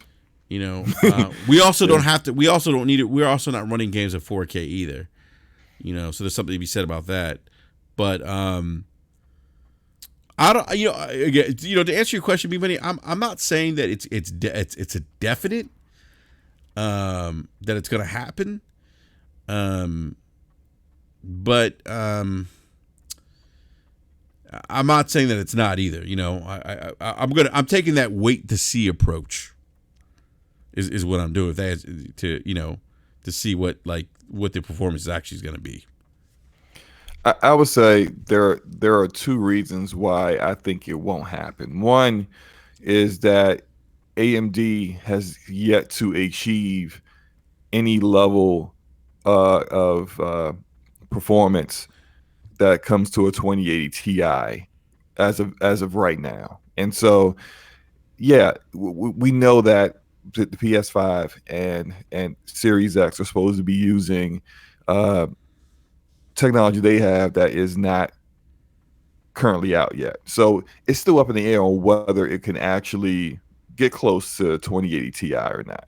And I've seen some people who have been pretty, go hard with it achieving that goal on Twitter, kind of walking their comments back. They're going from it's going to match it to, well, it'll rival it, and I guess you can have a discussion on what that means, whether it's going to rival it. Like, is it going to get close to it, or is it going to, stand beside it, but like way, way lower? Like, who knows? Who knows what people mean by rival it? But I think the fact that AMD has yet to achieve that level of performance is one point, and then the other point is cost. Even if they could, to have it in a console that is going to be anywhere between $500 to $600, I think that's a little much. And I'm not saying, I know, and everyone has said this. Mike Ybarra has said it before, that what they're paying AMD for, buying these chips in bulk is not what you or I would pay AMD or NVIDIA for a graphics card. We know that. We know they're not paying $1,300, $1,100 per chip. That's not what's happening. But AMD isn't going to give it to them at cost. It's not going to be like, hey, we're not going to make any money off of this. It's all good. We just want the publicity. No, I mean, it's like it's going to cost something, and in order to reach that level of performance, it's going to be pretty damn expensive. And I don't see how, with having their, the level, the quality level SSDs they want to have in it, how they're going to achieve all that and bring it out at a $500 price tag. I know Microsoft could probably do that and eat the loss they would take per unit. I don't know if they want to do that. And it just seems like there's a lot of, I would really have to stretch my imagination to believe that it's going to achieve that level of performance and still be a $500-$600 console. I just don't see it. Now, if it turns out, I will definitely take the L if it comes out and everyone is testing it and benchmarking it, and it's amazing, and it's doing everything 4K, 60, ultra settings all across the board. It's amazing. It's beautiful. It could bang my wife. I don't care. Like, if it does all that, then that's like, aggressive, hey, I'll take it. Man. Bang your wife. Hey, you know how these guys are. What are you man. talking about? Oh, I thought look, not me. Come on. I thought you said okay. Not me. I'm talking about, how these guys are. They go overboard with everything. But it's just like, if it does all that, then okay, all right. It achieved it. I'm wrong, but I'm fairly confident I'm not going to be wrong on this. Like, I'm super supremely confident I'm not taking an L with this at all. But hey, we'll see. Talk that talk. We'll see in a year. Yeah, no, I mean, we'll find out in a year. So, and actually, it's funny. It's initially I heard 2060, 2070, and then Jason said 2080, and that's kind of been what people saw the 12 teraflops, like, oh, it's more than that's around a 2080 from just a teraflops perspective. But real quick, I want to go to the live chat. Gregor Von Doom says, we live in a world where people see a game run at 4K 30 low settings and hang and hang on the 4K part saying, "See, it rivals high-end PCs." Right, exactly. Yo, Gregor Badu said Xbox should make a Fantastic Four game. Their user base used to reaching. Wow. Come on, Greg. You're not like that, man. Delilah at HG says, so what's your total PC cost? Where are the dollar for dollar comparisons at? And I just put my costs in there. I spent $1,500 on mine. So yeah, I spent about $1,400 on mine, but then I got a rebate because it went down in price because the CPU I had went down in price. But I mean, we're okay. You and I, Slim, are okay. In terms of our PC hardware, we're next gen proof. We're good. Yeah. We're good. We have we have these multi-core CPUs. And actually, believe it or not, a lot of people don't realize this, and I kind of am interested, like PC gamers. I've seen PC gamers kind of argue or kind of damage control a little bit, and I haven't seen many bring up this point, but there's some benefits to developers developing games now for multi-core CPUs, which we have. So we're going to see benefits from this, from the higher, the newer consoles that are going to have higher specs. Because now developers can target higher specs. We're going to see that. We're going to see benefits from that. And obviously, as you know this, Slim, with the RTX cards, there's certain features that haven't been unlocked yet. Yeah. Yeah, and that's something else that I'm really looking forward to, is that with the consoles being so much better than what these current generation ones were in regards to being more current with technology, then you're going to start seeing developers really branching out more with more resources, and it's not just now that console games will be up on high to very high settings on a lot of games when it comes to like graphical fidelity. I'm not talking about that. I'm talking about a developer being able to say, instead of having a town in a game only have 2 buildings where you can actually go into them, where now they have enough bandwidth, enough memory available with the baseline system they're working on, in order to be able to have every building be able to go into and be able to have a bigger worlds, more content. Hey, maybe Ubisoft now can stop doing cookie cutter, side missions and towers in a certain area that you clear for every single game. Be able to be more creative than what they've been so far. And it's all been because they've had to make sure that their games will run and be playable on a base PS4 and an Xbox One S. Oh, by the way, Slomo, I'm upgrading my memory to 32 gigs. Already? No, not now. Not right now, but I'm going to. That's going to happen.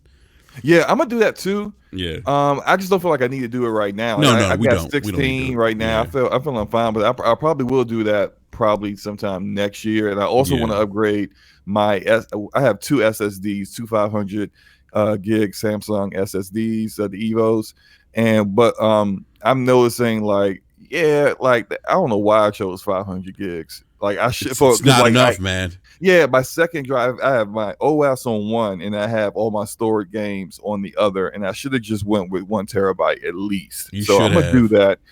I'm gonna upgrade to 1 terabyte, but I don't know if I want to do a M2 PSI, one that that you actually put into your motherboard, because those are way faster. Dude, you should do that, man. I think if you're gonna make that kind of investment, man, that's probably the way to go. I ain't trying to spend that cost though, man. Look, come on, Slow-mo. That thing is beast. 50 for 1 terabyte. I'm like, damn, it's beast though, man. Come on, look. I've spent enough money this year as it is. Okay, yeah. I'm like, look. I'm not trying to get stabbed by my wife. Look, I'm like, you know what? Look, I could do a 1 terabyte Samsung Evo, and it'll be I could get one on sale for 90. Hey, Dominic the Rocker says, "Oh my God, enough with the PC talk." Shout out Dominic the Rocker. Let's roll. Let's keep rolling. All right, we can talk about this another time. Yeah, welcome to Nerd Talk. Yeah, enough with the nerd talk, guys. Yeah, I upgraded my GPU. I had to get 5 more frames per second. It was awesome. It's so great. Yeah. I spent $5,000 to increase my frames by 5 frames. It was amazing. Oh man, yeah, but hey, no, look, some people are spending $1,500 to get five more frames. Man. Yeah, I've seen that, man. But no, I'll say this, man: the Xbox One, the Xbox Series X, which by the way, it's okay. So Microsoft came out recently and said the console's still Xbox. It's just the what is it? Oh my god! See, this just confusing me now.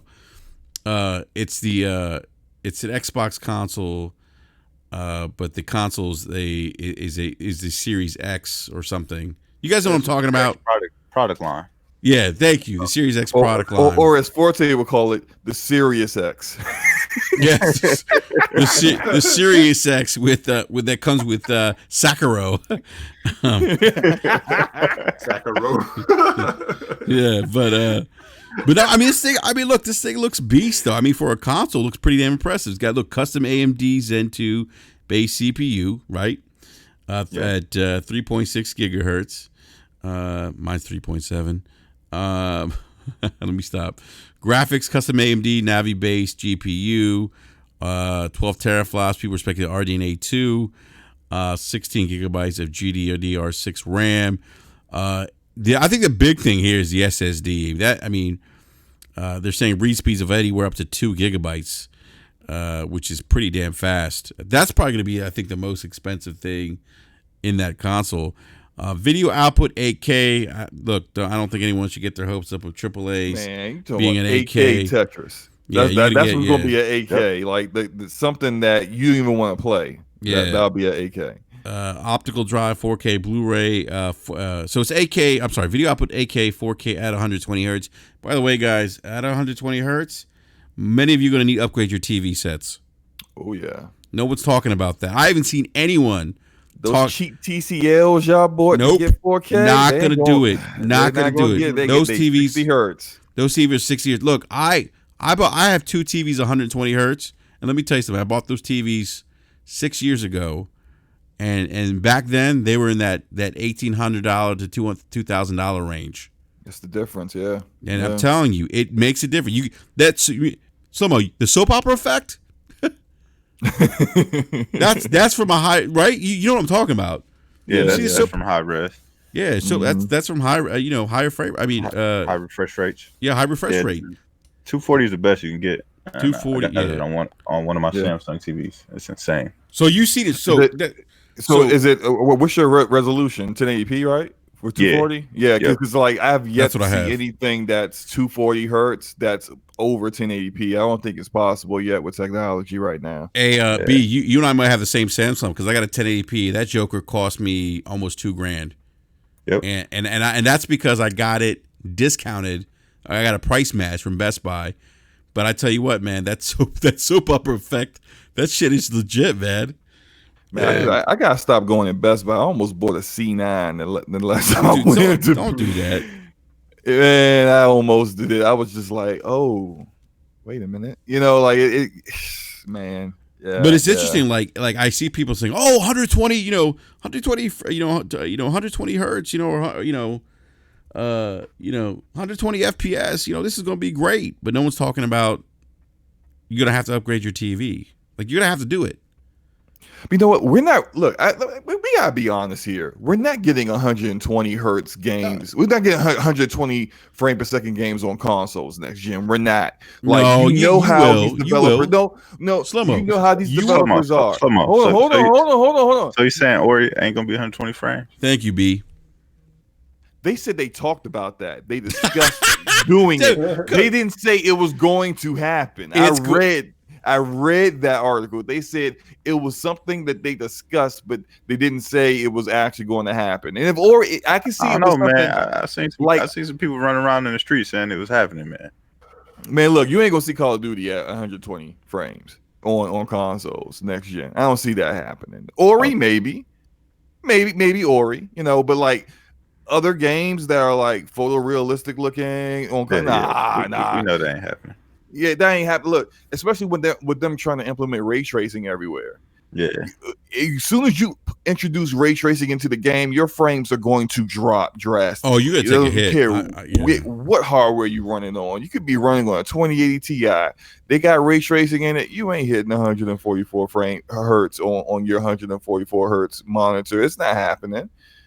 It's not. It's just so like what was it like? Wasn't there a developer that said they saw something running on the PS5 dev kit and it had ray tracing in it and it was at like 30 frames or something like that, or 25 to 30 frames? That's what we're going to get. You're still going to get these options where it's going to be, you want ray tracing on, you want 4K with ray tracing, 30 frames per second. But then like if you want that 60, you can turn the ray tracing off. That's going to be fine, but I don't see too many games hitting that 120 unless they start doing mid-gen refreshes again, like in 2023. You already know those coming, Slow-Mo. Oh yeah, absolutely. Sure. 2023. Yeah. The Xbox Series XX. Oh boy. XY. Yeah. So I mean, so look, the thing's impressive, man. Like it looks good. I love the form factor. I think maybe you said this, Slow-Mo. It looks like a mini ATX PC tower. I think you said. Yeah. And actually, Corsair has something similar to that. Looks something similar to the Xbox, as I call it, the Xbox Sex.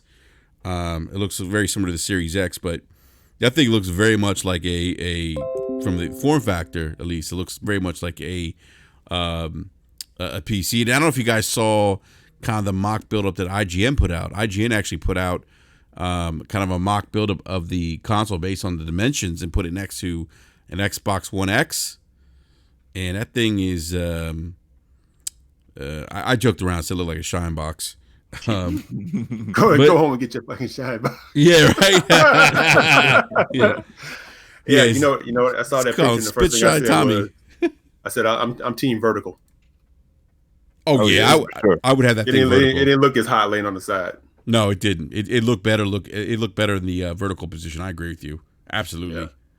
Yeah, I'm definitely going to go with the vertical position if I ever buy it. Which I'm still in the camp of. I got Xbox One X, and to play with friends and still primarily play on my PC. That's all I need right now. Yeah. But I did hear OBJ on Twitter was talking about how he loves the name the Xbox Sex, and he just can't wait. He's gonna go down to Florida Avenue and get his. Oh wow, yo! Don't do that, man, like that. Florida Avenue. If you're not from the DMV, you don't know what that reference. But you could probably put two and two together, man. Don't do OBJ like that. Man, I got to get on. Instead of go down to Florida Avenue. So Florida Avenue is like that. There has to be a Martin Luther King Boulevard somewhere around it. Oh yeah. Okay. I know what we're talking about then. Hey, Florida Avenue's better now, though. It's much better than it was back in the days. So every town has one. Yes. They're gentrifying DC, so now Florida Avenue will have those little half ramps, skaters, and the people wearing the yoga pants and walking their poodles. It's a whole different vibe. You go in DC now, you don't even know where you're at. It's crazy. Yo, you funny, Slow-Mo. That's so true though. There is actually there's some apparently there's a rumor going around.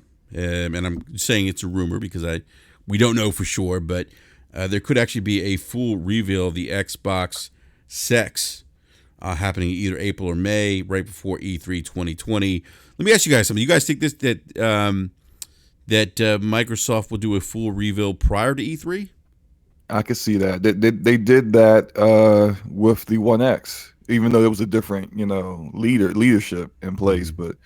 I can see that happening. I also believe the rumors that Sony is going to reveal the PS5 in February. Yes, that's coming February. Especially now, considering that Xbox kind of one-upped them by coming out super early at the VGAs. Now they kind of have to show it sooner rather than later to kind of get some of that momentum back. So that momentum. Momentum. Oh man. Yeah. E, what do you think, man? Are you agreeing with Slow-Mo? Yeah, most def. right. It's go time, dog. He says go time. What about you, B? Yeah, I think it's gonna happen, man. It only makes sense. Yeah. I don't. I thought the. Go ahead, E. Go ahead, man. I was gonna say the excitement this week has been great. I mean, outside of the the usual console war nonsense, like the celebration around the excitement is all good. I'm down with that, right? But I'm seeing like the chest beating, which you kind of expect, because in the vein of some of the sports stuff. But I'm like, y'all don't realize like the dick measuring contest just started. Oh yeah, it's only about to get crazy. And we got a long way to go for the playoffs, so I'm here for it. I just want to see how all this is going to play out. Because the level of petty is what's going to win it for you. He said the dick. Look. I think to your point, I'll say this, man. Like I think we all agree the specs of this console look impressive. I think it's a good look. I think it's Microsoft's best looking console that they put out, in my opinion. You think it's the best looking? Yeah, I do. I really do. I don't know. I just love that. That PC form I love factor. the minimalistic look of it. I'm not saying it's the best looking. I just like how minimalistic it is. Because there's nothing to look at. It's like a shoebox. But that's what I love about it, though. I love that it looked to me. It looks high end. You know, it looks premium. It's got like that green. I'm assuming that green circle up top is probably some kind of light, right? Yeah. So I mean, and if you guys seen Xbox Pope, man, that guy's put out that Gears customized concept for the Xbox Sex. That looked fire. Like I was like, yo, I would buy that. Like I would go out and buy that day one. Yeah, I like the Halo one, and then I saw the Gears one. I was like, oh, that looks even better. Yeah, the Gears one looked better. But you heard what Phil said. Phil's like, yeah, the way that this thing's designed gives us options to do stuff like this, and I hope they do. I hope Microsoft takes advantage of that form factor, like Phil says, and they're able to do these like custom, kind of consoles, like what Xbox Pope's doing. They need to drop a custom console every year. With the way this looks, they should take one of their AAA IPs coming out and every year drop a custom console to be sold.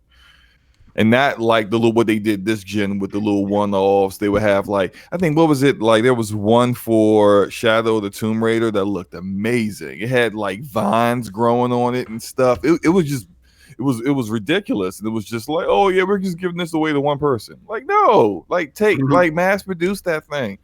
Like you would get some real traction from the enthusiasts who love to collect stuff like that. Yeah, they actually sell some consoles for once, like the Cuphead console. Yeah. That was one off too. That was good, Yeah, no, that console was due, but I think it's expensive for them to actually make that. I think that's kind of been the reasoning behind it, that it's very expensive for them to do those consoles. Yeah, that's why I said just do one, like take one IP per year and say this is the one we're going to do a custom console for.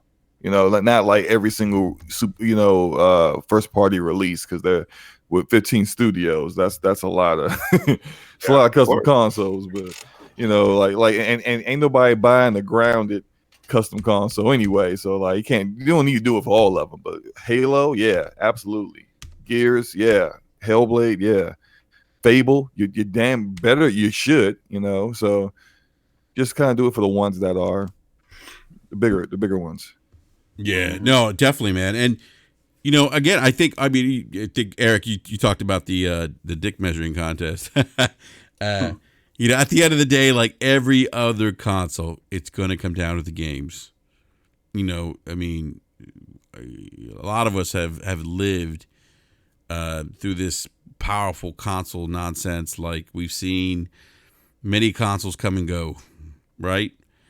Many consoles have come and said they were the most powerful, and they're not even around anymore. A lot of these people, I think, that are gaming today probably won't even recognize some of the names of these consoles, right? Like the Atari Jaguar, Panasonic 3DO. Oh, the Jaguar, man! Even as a kid, I knew that was going to be a flop. Yeah, I was like, this doesn't look like this is going to sell. But Slow-Mo, I mean, those consoles didn't do well because they just didn't have the games. No, they didn't. No. So no. I mean, it the Jaguar was pretty expensive for its time too. The Jaguar was powerful though. It was expensive, but it was powerful. It was the most powerful. Yeah, but see, that's always happens. Like you get the most powerful console. Remember the Neo Geo? People was talking about how that thing was a in-home arcade system basically. Yeah, but it was $500 in the 80s. That's not. I think it was $700 in the 80s. No, I think it was like $700. I think the games were like $100 each. Yeah. I remember that games were $100 each. Like, did you guys ever see one? That? You ever see one in person? Nope. No, but I knew. But someone always had a cousin. Yeah. You know, my cousin had one. My cousin in North Carolina got one. Yeah, everyone always had a cousin who had one, and you played it before, and it was amazing. Yeah, I was playing Metal Slug at my cousin's house on the Neo Geo. Mm-hmm. Yeah, man. Yeah, think about that, man. In the 80s, 90s, $700 then. That's like what for inflation? Like what over like 1,500? I don't know. Yeah, price adjusted. Yeah, that's crazy. Yeah, stupid, man. Yeah. Hey, B, I'm gonna go to you real quick, man. Regarding the Xbox sex, real quick. What do you actually, B? What do you think the price on this thing's gonna be, man? I think it's gonna be 600, if not above that. I think the only reason I feel that way is because it is a product line thing. With it being its own series, it gives them the flexibility to put out the Lockhart, give it a different series name, entry level, and still have a fair price there, and this kind of be like the enthusiast thing. Because like Slomo was saying, a lot of stuff that's in there, you know what I mean, like your SSD, stuff like that, all that stuff is expensive, man. And Microsoft could take the L on that. But if this, sells gangbusters and people are out there, like they were for the 360, like, do you really want to take that punch on the chin, you know what I mean? And hopes that people, support it after that and buy games and buy accessories and shit like that. So, I think it'll be like, it'll float around 600, I think.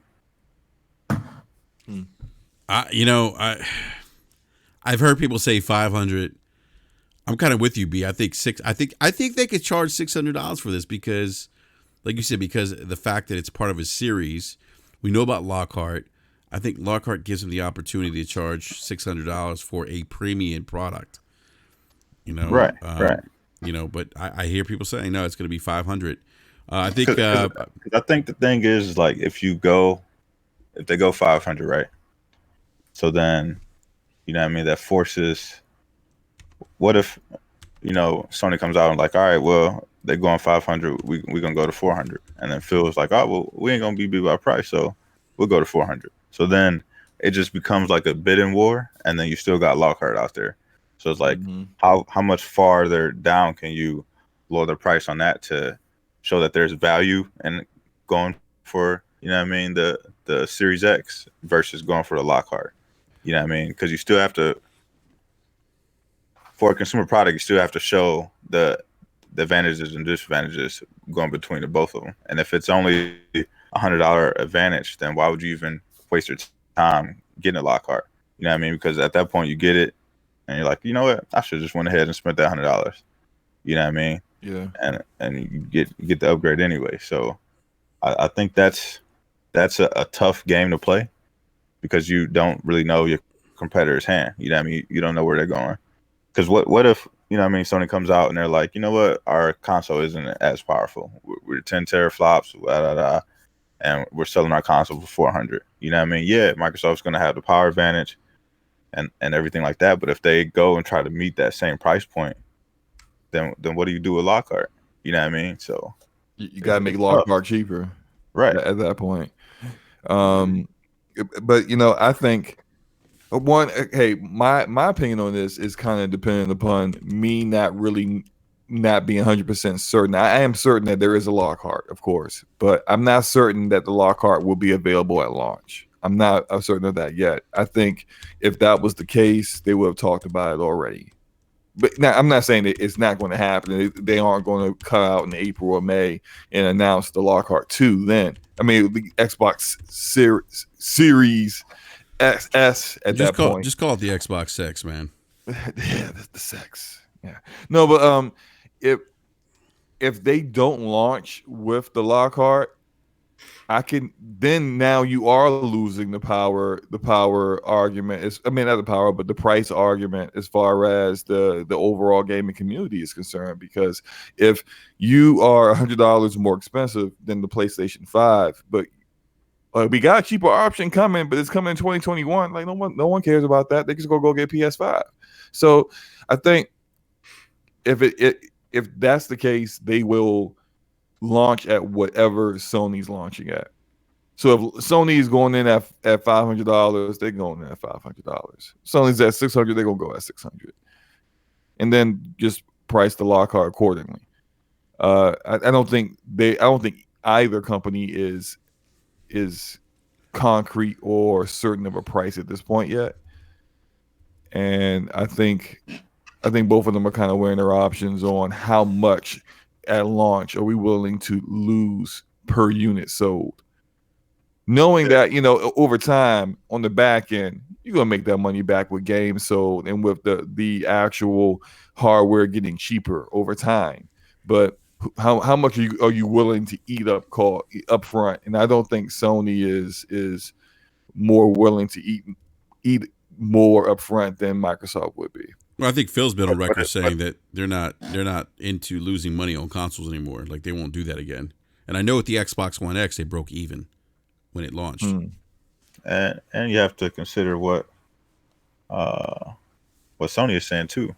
You know what I mean? And the fact that they want to move everybody from the PS4 to the PS5 as quickly as possible. So if that is their end goal, you know what I mean, they don't want to price their product out too far.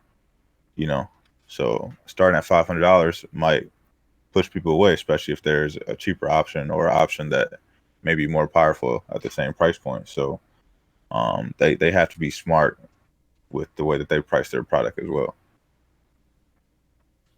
Yeah. I mean, those are great points. I mean, E, what are your thoughts on this, man? Like, are you kind of on that $600?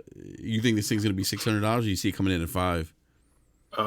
No, I'm in agreement with B on the 6, based off of what the specs are. But what I kind of say about it is, if you're coming in at that, who are you talking to? Mm-hmm. And you're just talking to the hardcore, right? Yeah, because the casuals ain't spending $600. They ain't going nowhere near that. They're not going anywhere near that, right? But that's why they don't view it that. Yeah, they don't view it the way they view phones. Right. Yeah, everyone always goes to the phone. Well, you spend $1,000 on your phone. No. Yeah, but they value their phone way more than they value a console. That's how the casuals are. Yeah. And I'll be honest with you, the majority of people that I know who do kind of know differences between phones all say the same thing. Like, I'm not spending $1,500 or $1,100 on the phone. Right. So yeah, and a phone is much more of a necessity than a console, right? Mm-hmm. Right. So if you're coming in at 6, I kind of look at it like, are you about to play the Surface game? Like, you have a Surface for a standard user who's only really going to do, some word processing stuff, some emailing, this and that. Or are you trying to sell to a pro user? I kind of look at that's how they might be looking at it now, right? Either way, you sell into a hardcore, you're going to get the first wave that are going to buy it regardless of what. Mm-hmm. Like I said, you have a fan base that if you put rusty nails in a Ziploc, they'll buy it, and put an X on it, they're good. You could, like you said, Rick, you have to have the software that matches that. If you're going to ask me to spend $600 on a console, you got to give me a bunch of reasons why, not a game, a bunch of games that say this is taking every advantage of this power and this is what the potential is from you, not from a third party, from you. Right? And that's the only way you sell that $600. It's possible that they could push that envelope, but they got to prove in every single way that their product is worth it. I mean, that's a great point. That's a great point, E. I mean, I'm kind of, I kind of agree with like this the $600 price point, because I think this is an enthusiast console. It's for the hardcore, and that's why they're coming out with Lockhart to be the cheaper option. But then with Lockhart, the thing that I wonder is the casual going to be okay not having a disc drive? I know people point to the Xbox SAT edition selling well, and during Black Friday, but that console was also dropped $100 from $250 to $150, right? Mm-hmm. I mean, and I asked this question the other day, or actually the Iron Lords podcast. If they thought that, I think Forte answered the question, but in true Forte fashion, he didn't really answer the question. No. He started rambling on about Sakura. And I'm sure he referenced Destiny at some point as an Destiny, example. and then told me that I was frauding because I hadn't platinum God of War, but he hasn't beaten Spider-Man yet, or even played Spider-Man. Anyhow, but it's interesting. Like I wonder, like, and so that it leads me to believe is the casual going to be okay with a discless Xbox, right? Where they can't buy games. Look, people still, I know people, I buy, I only buy digital, but the reality of the matter is like people still buy physical games too, right? Yeah. I'll answer that for you. No. And so I'm saying, and you know why? Because people still use services like GameFly. Yep. People still go to GameStop and use games. Yep, they buy used games. Yeah. Even though that market is shrinking smaller every year, there's people that still go there. There's a reason why GameStop is still alive. Yeah. Now are those the casuals that are supporting it physically or the hardcore? I think it's more casual than anything. I think so too. Yeah, I think it's more casuals. You go into GameStop. I know people say, "Oh, GameStop's dying." Well, let me tell you something. I go to GameStop and I see a lot of people trading in games. I see kids with their parents trading in games, and it's right now it's a 50-50 split. Between physical and digital, but like Buck Rogers says, I only buy physical games. And then you have guys like me and E who will go out and buy steel cases, right? I got to have them steel cases. Yeah, because we like that. Like that's our thing, and that's a hardcore thing. Yeah, but you go to GameStop, people are still buying physical disc. I mean, and look, digital's great, but you go to Walmart, you're getting better deals on new releases, physical releases, than you are digital. And Walmart's the biggest retailer of video games in the U.S. So, but you know why they're going on sale like that physically. Even Switch games, going down a bit physically if you go into a Walmart or sometimes a GameStop. It's because it's not selling like it used to as digital starts to grow. I don't know if the Lockhart is going to have a problem with being, no disk drive. I don't know. I mean, it's you guys know I'm all digital gamer over here. Like I don't buy physical if I can help it. I'll only buy a physical game on the Switch if it's like way cheaper than digital from the Nintendo eShop. But I don't. You know what? You guys might have a point there. I do know a couple of casual gamers, and they still have they're getting discs. They're going to GameStop and they're getting discs, or they're ordering off of Amazon and having it 2 days shipped to them because they got Prime. Yeah, that's what I do. I just picked up Days Gone on the cheap. From Amazon. That's the other side of the physical versus the digital. Yeah, we do get some pretty deep sales digitally, but they're usually like a little bit fewer far between, whereas you see almost on a daily basis like a physical disc going on like a deep discount. Mm-hmm. Yeah, but the other question where Lockhart is concerned, being discless is one thing, but like I think Slomo, you already addressed this in a way, the spec wise versus the PS5. Like if you have the Series X on the high end, and then you have the Lockhart on the lower end, how close does the lower end Lockhart come to the PS5 and delivering? And again, a casual looking at it as saying, yeah, but I can get XYZ game that looks like this and plays like this, and it's you asking me to pay, a little less for this, but I feel like I'm getting less for my dollar. Yeah, it's kind of like the Three Little Bears thing. Mm-hmm. I know I'm going to go real nursery rhyme on this for a moment. Bears. Goldilocks comes in and she's like, "Oh, the Lockhart's dish is cold, the Series X is too high, but that PS5, that one is just right because look, you got your disk drive. It's more powerful than the Lockhart, so games are going to look better on it or perform better, and it's cheaper than the Series X. It's almost kind of like it's just right. It's just right for you, and I could see that happening where people just say, yeah, I'll just get the PS5. You know, I don't. It's going to perform better. It's going to be more powerful than a Lockhart, but yet I ain't got to spend a ton of money on it like the series. Oh, gosh, damn it, Forte. Just call it the sex. The sex, yeah, yeah. But I can see some people making that choice. You know, I'll spend $500, but more than that, no. Mm-hmm. Oh, so Slow-Mo. So here's the thing, like, so this is why I kind of posed a question about, you know, would the Lockhart appeal to the casual? So if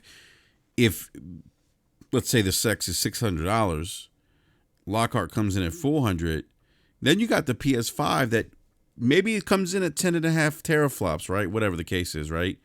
Same CPU, same SSD, not as many teraflops, which I think the difference between 1.5 and 2, I don't think it's going to be that much of a difference where people are going to be like, oh my God, the PlayStation 5 games look terrible, look like shit, you know? But at a $500 price point, it sits between both those consoles. To me, that's kind of the sweet spot. And, you know, you potentially for the casuals now, you look at the PS5, it's $500. It's kind of that nice in between, and you still have the ability to buy physical, you know, media if you want.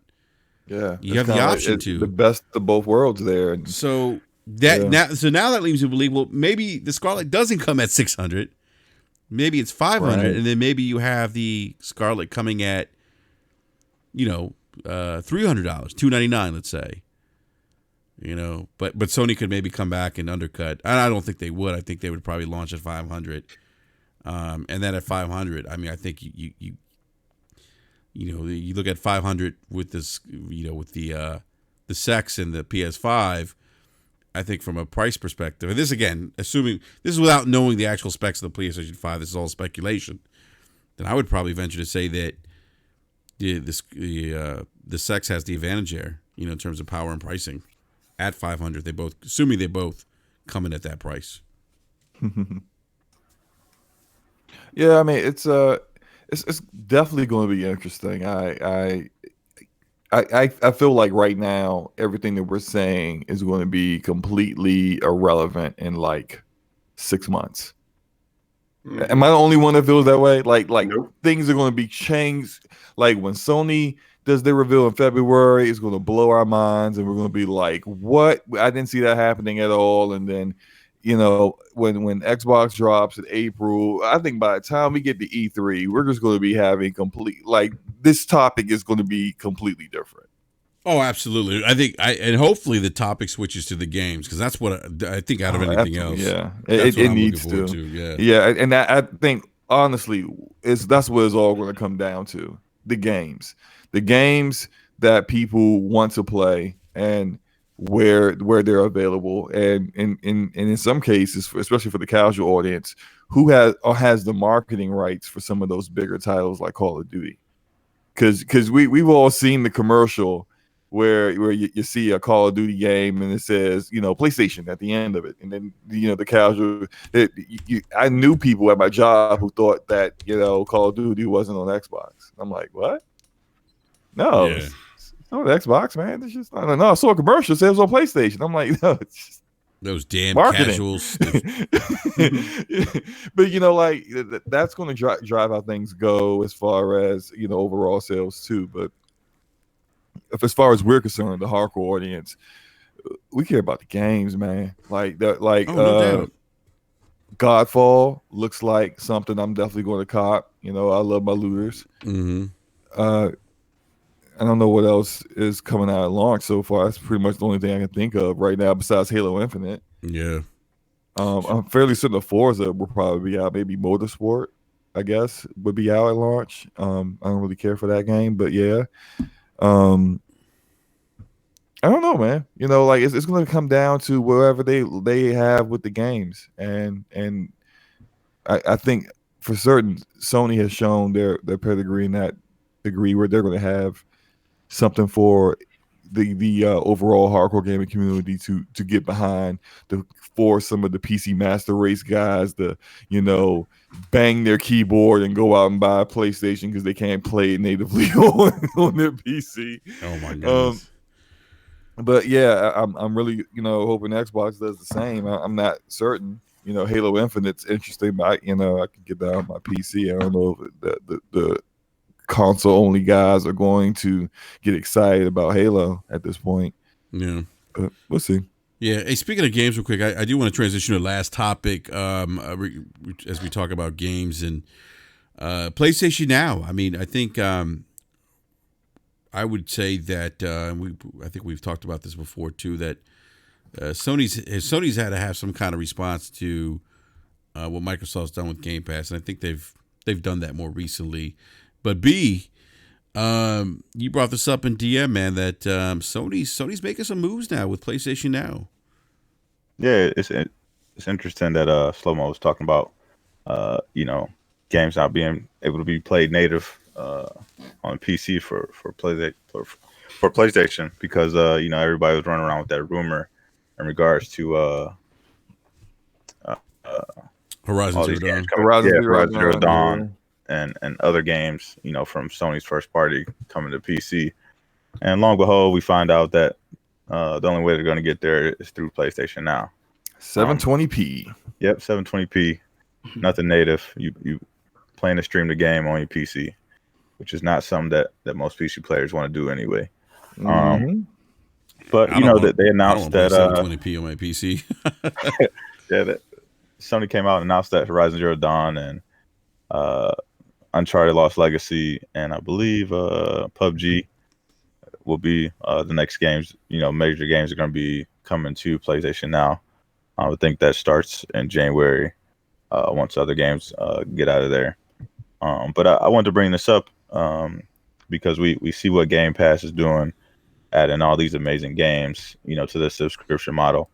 And Sony has kind of done that and smaller batches, adding games that are going to be downloadable. But they have also done what they've announced more recently, which is add games for a limited time from the first party stable. So I wanted to ask you guys what you thought about that, and where do you think Sony's end goal is, and do you think they need to kind of rebrand PlayStation Now going into next gen? Because my thoughts, I don't think that just putting first party games in there for a limited time is going to be enough to get people to jump into the subscription, because PlayStation Now has been around for a very long time, and they only recently hit that 1 million subscriber mark, and just by the rumors of what we heard from Game Pass, they could be somewhere near 9 million subscribers, and that subscription model has only been around for a couple of years. So Sony has a lot of catching up to do. But where do they go from here? It's a good question, man. Mr. Jackson, what are your thoughts, sir? Actually, I gotta drop you. That's why I went to you, man. I was like, let me try to get E real quick because I know he's got to go out all the time, man. Oh no, I'll just say real quick.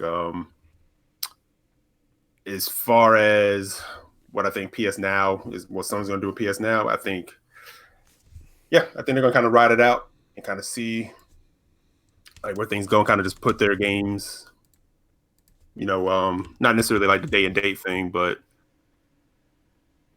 kind of trial and error, kind of test and see where, how people respond to it. Being in PSNow for PC. I know I'm sounding like I'm rambling, but you know what I'm trying to say. Yeah, no, I know, we know. Yeah, no doubt. It's late, man. I've been up since 4:30 this morning. Oh man, you've been up early, dude. Hey, go get some sleep, E, man. School board, man. School board life. Yeah, no, I hear you, man. I hear you. All right, E, what, man, dude? Happy holidays, man, and we'll catch you later, man. Yep, no doubt. All right, peace out, bro. All right, you, guys. Bro. Later. All right, let's go to Slow-Mo real quick then. Well, I'll tell you what I wish they would do, and what I think would be a good strategy for them, considering that they don't want to do day and date with PS Now.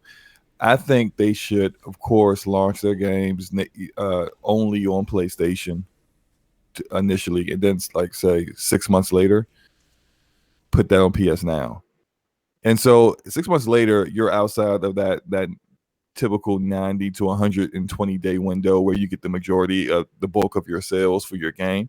And now, like, you're not really getting too much retail off of it. And for the people that were kind of on the fence, oh, I was going to wait for a sale to get that, I didn't really care for that, they may actually subscribe for PS Now or keep PS Now when that game shows up on there. So they kind of like it'll go from I might get that on a sale to I'll definitely play that in PS Now, and then maybe I'll go ahead and purchase it, for good, if I really like it. And that's still, I think that will work because I'll just speak for myself. When there's a game that I really, really want, I'm not going to wait. I know there's some people that are like, oh, well, they'll just wait for 6 months to play it. I'm like, if you really want to play that game, you're not waiting. Like Final Fantasy VII Remake, that's going to come out on PC and Xbox in a year.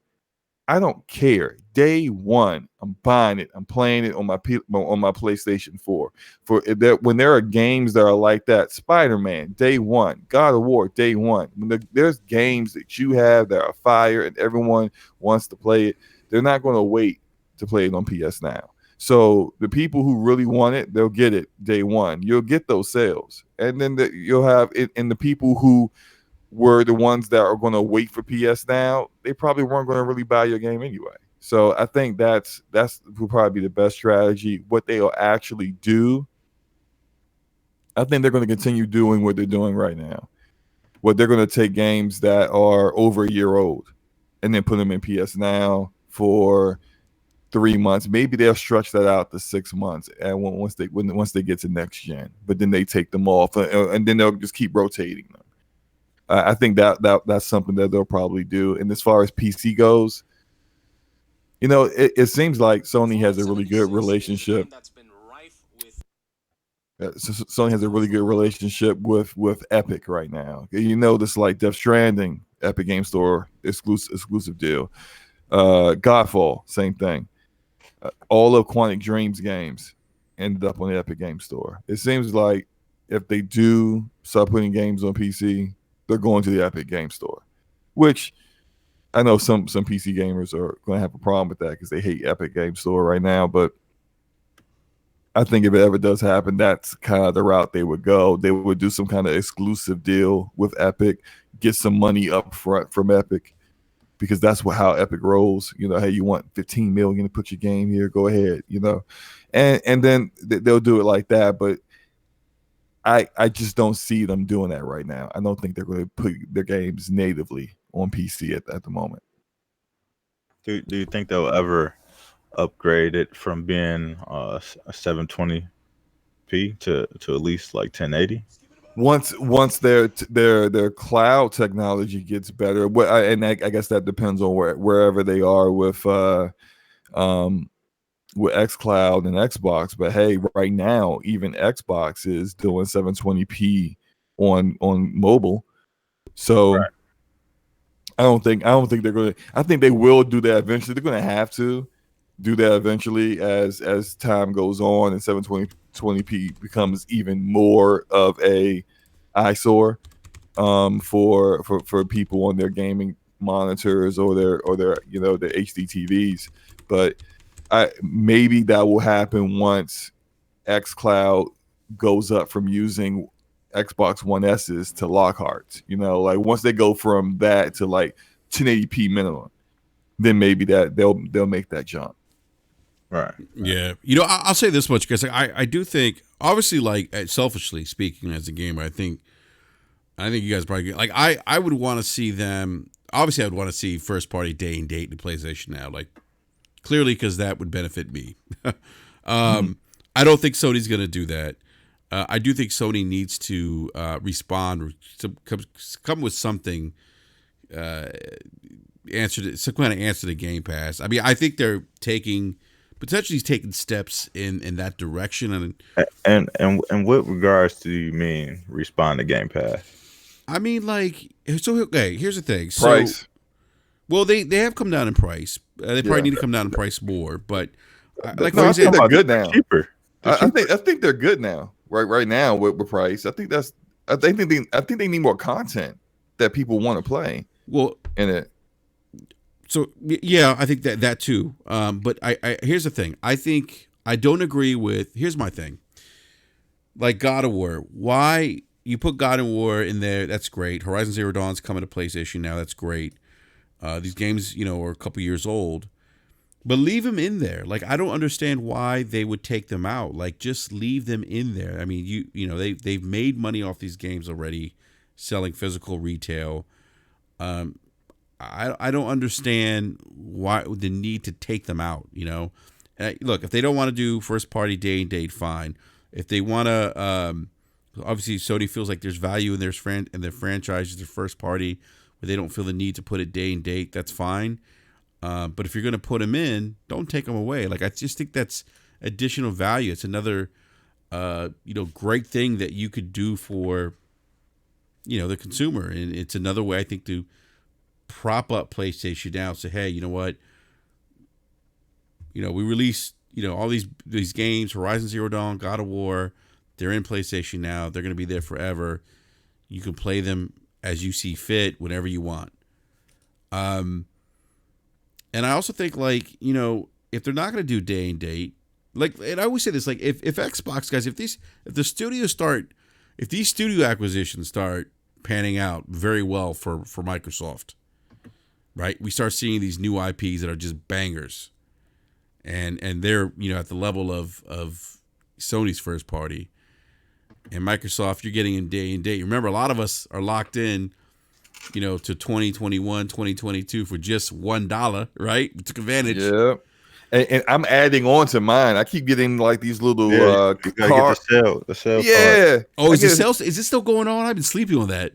Dude, I got a 3-month extra Game Pass thing, and I put the code in, and they just added it to the end of mine. So now I'm at like August of 2021. All right, so I need to do that. But see, my point is this, guys. Like, if Microsoft's putting these bangers out, let's say this is all speculation, assuming the big if they start putting out games that are on the same level in terms of quality as Sony first party, that's a big advantage, I think, for Microsoft.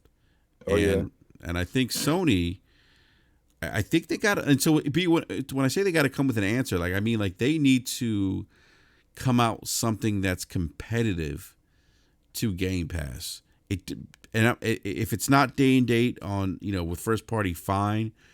But maybe throw in like a rental service. Remember you used to rent games on PlayStation Now? They were too expensive. But imagine like if they did something like that, now that, But why do you need to rent games on PlayStation Now? Well, I'm saying like some of the newer games, that come out, like first party, like the new first party stuff, have that option potentially. Now that Redbox is out of the picture, maybe something like that. I don't know, something that kind of spicing up the pot more is what I'm thinking.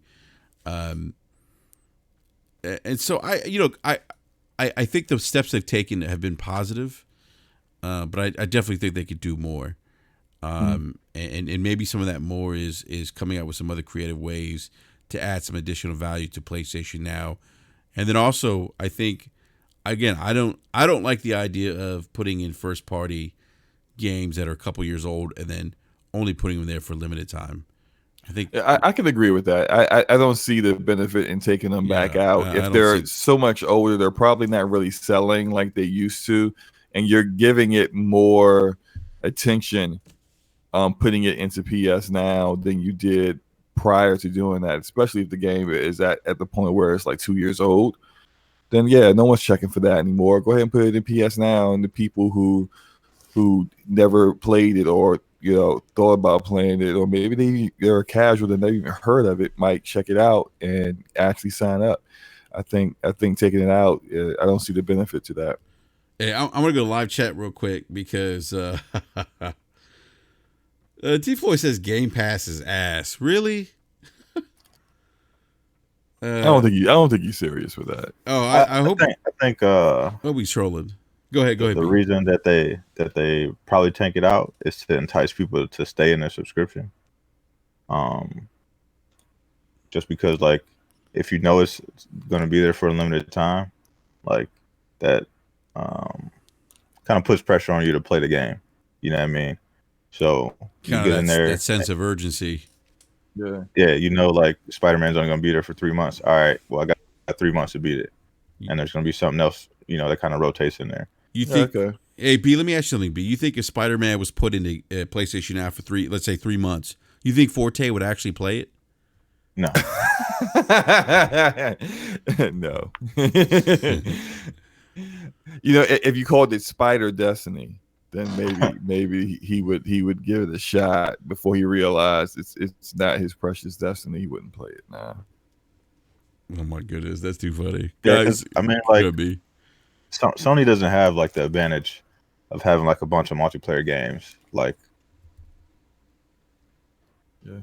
Oh, you know what? No, we completely forgot. Like, my bad. You know, I mean, if you came in and you got Game Pass, go ahead. I was going to say, you guys remember Sean Layton did say that they're going to start putting their multiplayer games on PC. So I do think that they were looking at that. Yeah. Yeah, I do think that whatever Guerrilla Games is making, everyone suspects it's SOCOM. I hope it's SOCOM. I think that's going to be on PC. Now, day and date, I'm not sure. Might be like kind of like how with Death Stranding is like, 8 months later or something like that for the Epic Game Store. But yeah, I can see that happening for certain. Like their multiplayer, like isn't that Predator game? That Predator game is going to PC. It is going to PC. Yeah, that's a great. I mean, Slobo, that's a great point, man. Like, and I think B, you were heading that direction. I think with the multiplayer stuff. Yeah. You know what I mean? They don't have that advantage, you know what I mean, as far as like getting people to stay into the subscription, you know what I mean, because it's a multiplayer game. So it's just like, oh, you know, play this game and get out of here. So, you know, you could just tell by them announcing Godfall as like their first next generation game and it being like a looter game, you know what I mean, something that's co-op. You can tell that Sony is trying to swing that pendulum the other way to let people know, like, yo, we will have multiplayer games. And, you know what I mean, you see with the Predator thing, you see with the rumors of whatever Guerrilla's working on, it's a multiplayer game. So it's interesting to see, like, them kind of take that direction when they've been known for, you know, making, you know, these third-person, story-driven action-adventure games. So. I mean, I think that's smart of them, and I think that obviously that's kind of been a, I guess, stigma, if you will. One thing that they could probably improve upon, it's that, and like I agree with you guys. I think we're gonna see, and maybe not like the single player stuff that we're used to seeing from Sony, but I think being to Slomo, to both of your points, I think that we'll see, like with the Predator as an example. I think we're gonna see more multiplayer type games also be on PlayStation, but also go to PC as well. And look, hey, I don't think there's anything wrong with that. I know some people get upset, you know, with the idea of, God forbid, Sony exclusives going on a PC. I don't think it's a problem or an issue, a big deal. The more the merrier is what I say. And shit, selfishly, again, if PlayStation Now became like Game Pass, I'd be happy. I'd be playing my games on PC. My PlayStation first party on PC, I'd be happy with that. That'd be a win-win for me. I think the only way really Sony looks at Game Pass and says, okay, we need to fully emulate what Game Pass is doing is that when it comes to overall revenue, like, you know how like we know that both Nintendo, but not both, but all these platforms, Nintendo, Sony, and Microsoft are all profitable. We know that. But then when you look at the revenue, when they talk about the financials and you find out how much they're making, like combined, Microsoft and Nintendo combined equal what Sony was making. So let's say somehow like Game Pass is blowing up. It's everyone's on it. Everyone's enjoying it. The first party Xbox Game Studios is just dropping banger after banger. And lo and behold, Microsoft, the Xbox division is outpacing Sony, PlayStation on revenue. Then they'll probably make that decision to go day and date.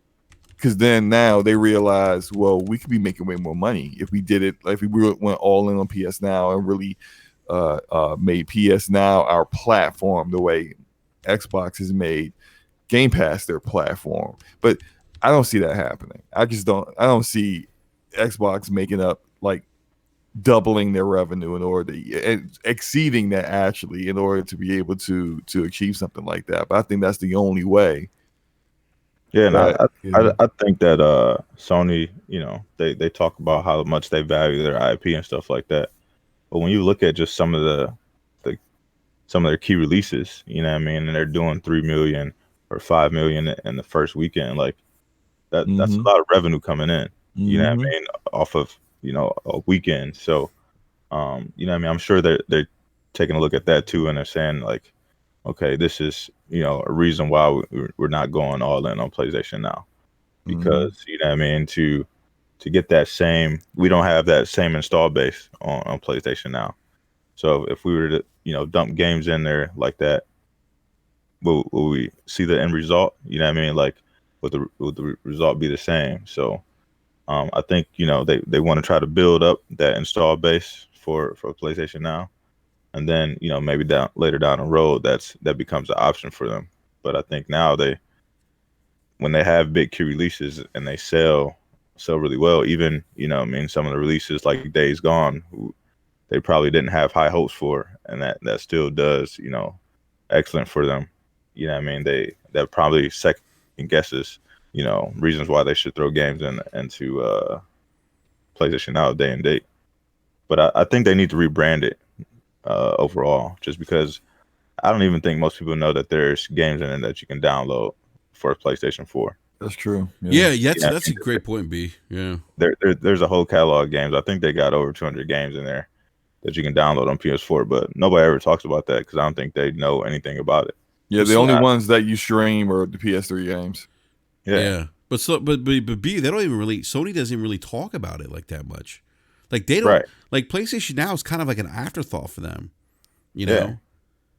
And I feel like they could do a better job marketing PlayStation Now. Like I look at Game Pass. Like Game Pass is great, but I don't think Game Pass is the end all be all. To me, it's another nice option on top of everything else. Right. And I think PlayStation Now is the same thing potentially for Sony, but like you said, they don't talk about like the 200 plus games you can download. People still think you can only stream those games. No, you can actually download a lot of those games. And it's been like that for 2 years now. Yeah, right? and there's value in that. There's absolutely value in that. Yeah, and they have a lot of similar games that are in Game Pass, but you would never know because people don't talk about it. You know what I mean? Sony doesn't talk about it or promote it to that same level.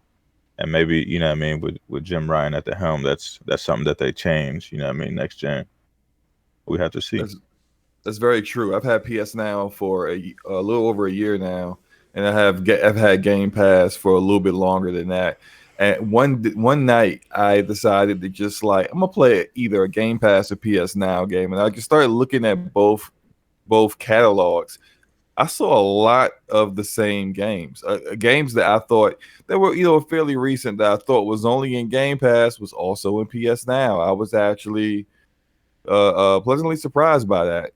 And they do have games in there. It's just that there is a stigma on PS Now that it's either all stream games or it's streaming mostly, but the games that are downloadable are just super old and you don't want to play those games anymore. And it's just like, that's not necessarily true.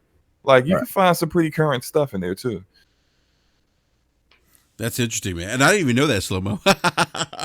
Yeah, man. Yeah, I mean, shows you how much I don't even subscribe to PlayStation Now, to be frank. I just don't. But that's actually a great point, man.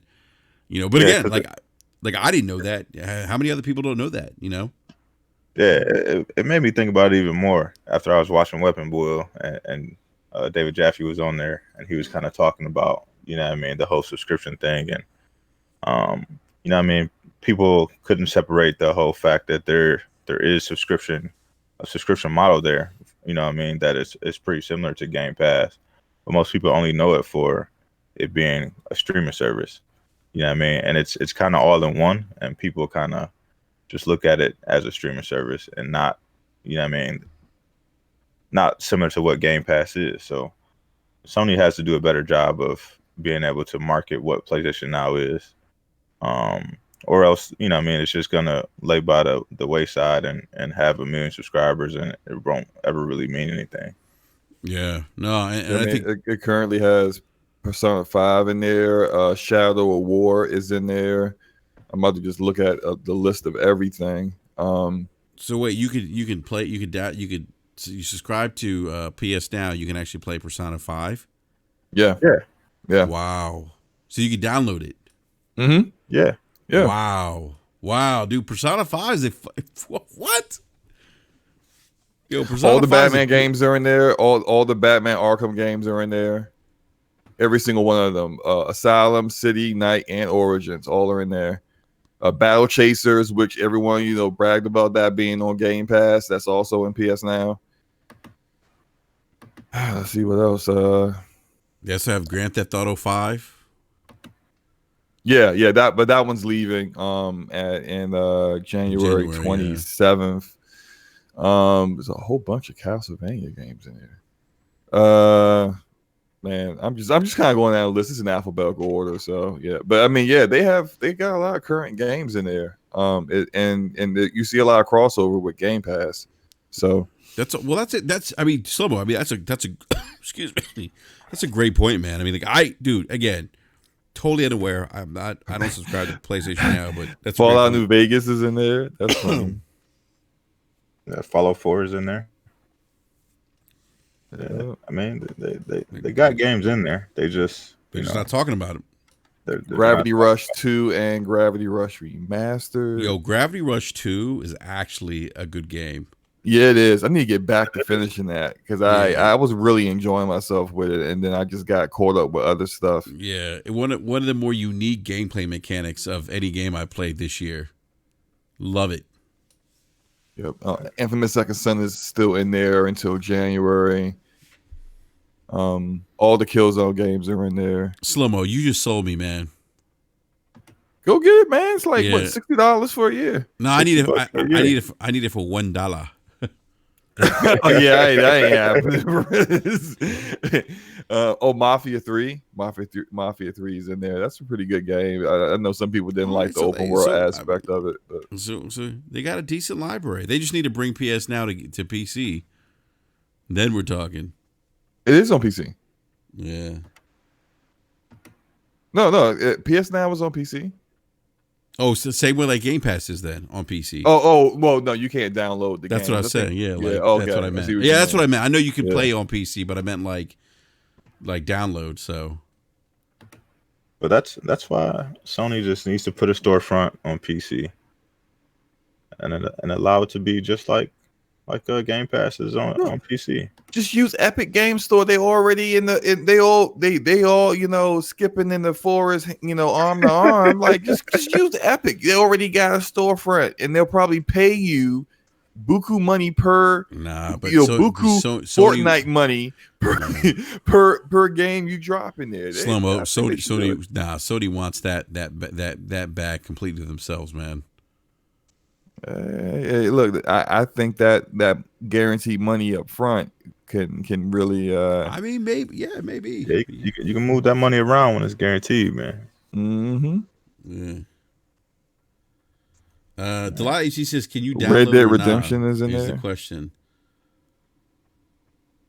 I think she means about PC, and no, I don't. I'm as of right now, I don't think PS Now has the ability to download for PC. Yeah, you can download games on the PlayStation console, the PlayStation 4 with PS Now, but not on PC.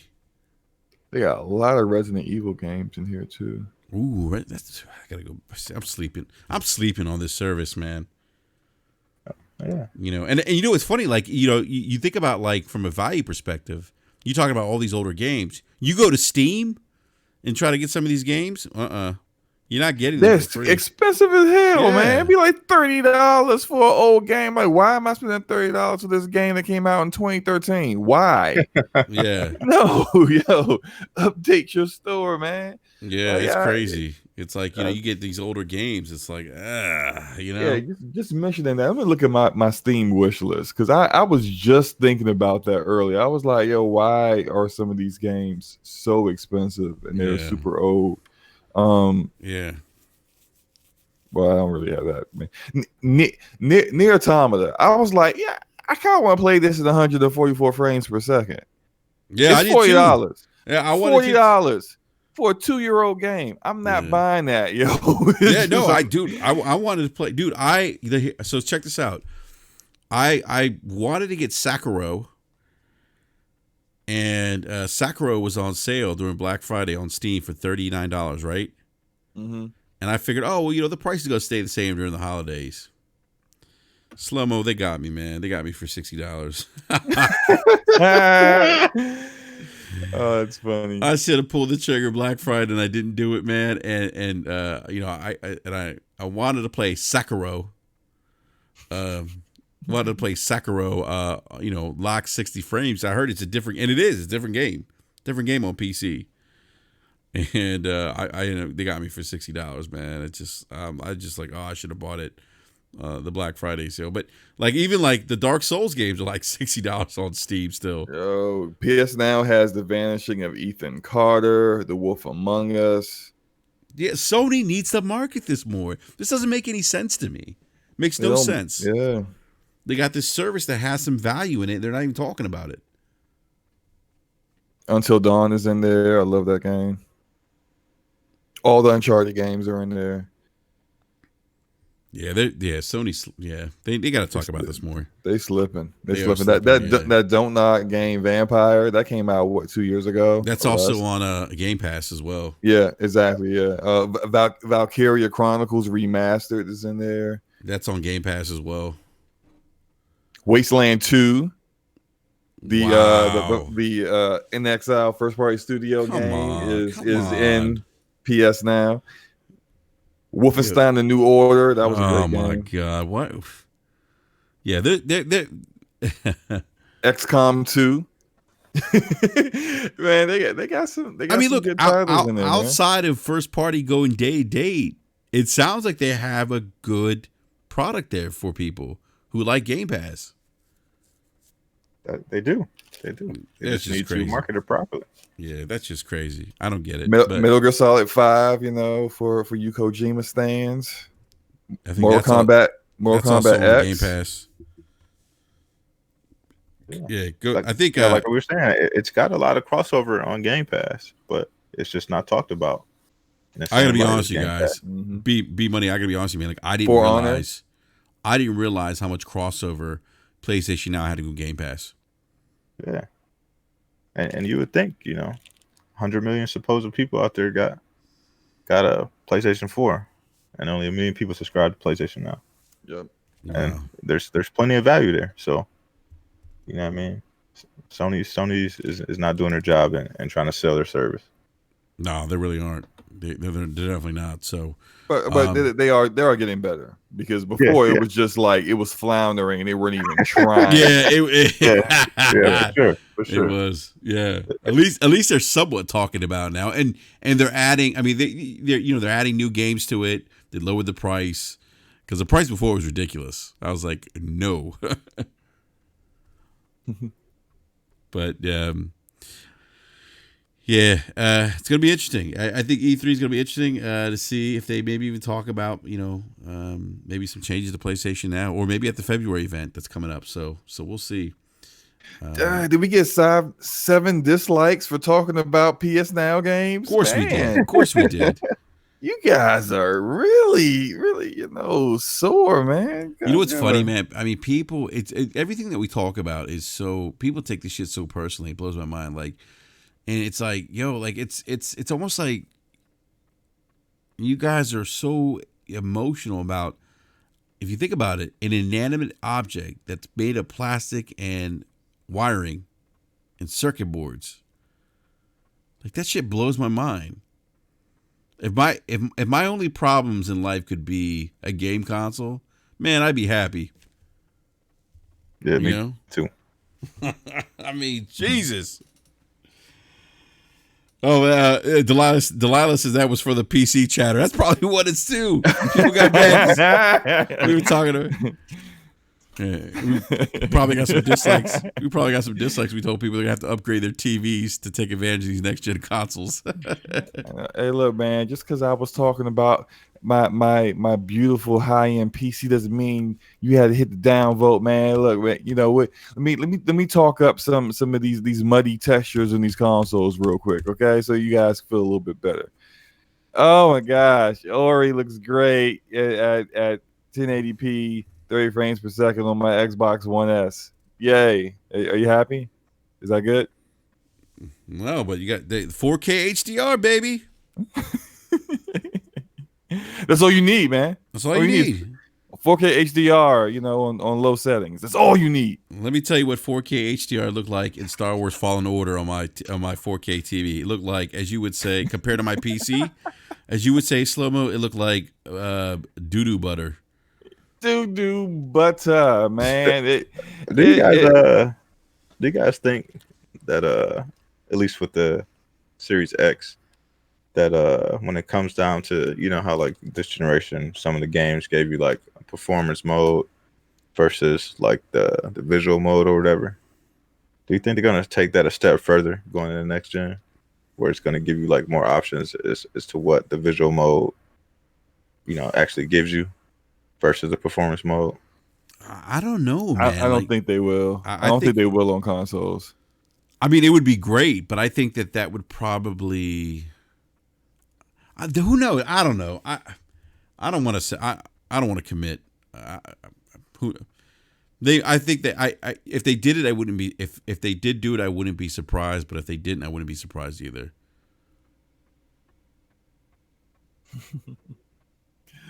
OBJ says, "Remember when Sony and Microsoft were supposed to be scared of Stadia?"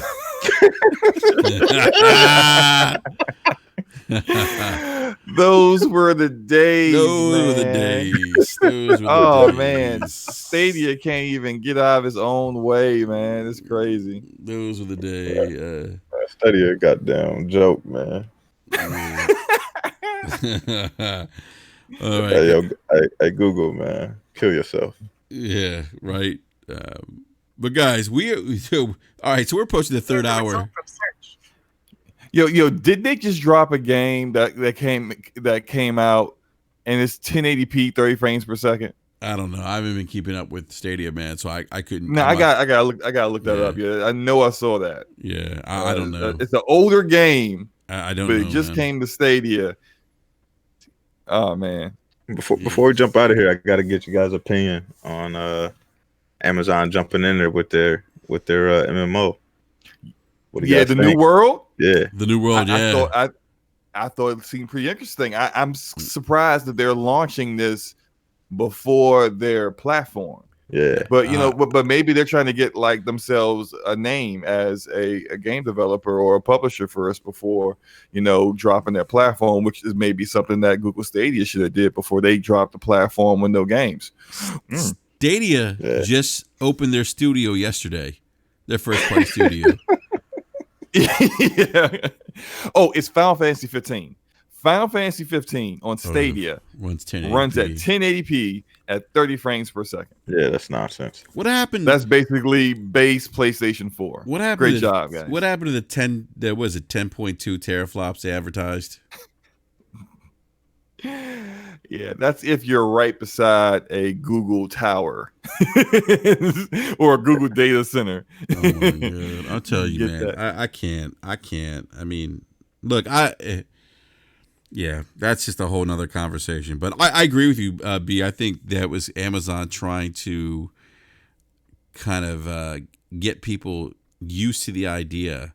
I think it's easier to get people to use to software because there isn't that big upfront investment, you know, in hardware. I think it's easy to get people in an ecosystem because at the end of the day, we play games, right? Right. I think it's easier. I think had Stadia launched with more content, and I think we might be a little more forgiving and overlooking about some of the things that they promised at launch that haven't made it. You know? Right. there is. I don't know if there is. Okay, so some games for Stadia do run at 4K. They're 4K 30. I don't think they're real 4K though. They're not real 4K. Destiny's not native 4K. Yeah, there's some kind of Destiny's the word the word I'm thinking of is evading me right now, but it's not the 4K you would see on an Xbox One X. Is it dynamic 4K? It's not even that really. It's like 1080p upscaled to 4K.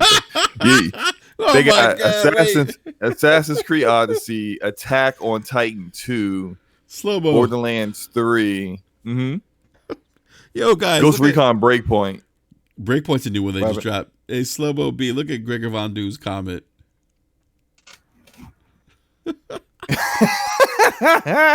That's funny. Kind, Metro Exodus, Mortal Kombat 11.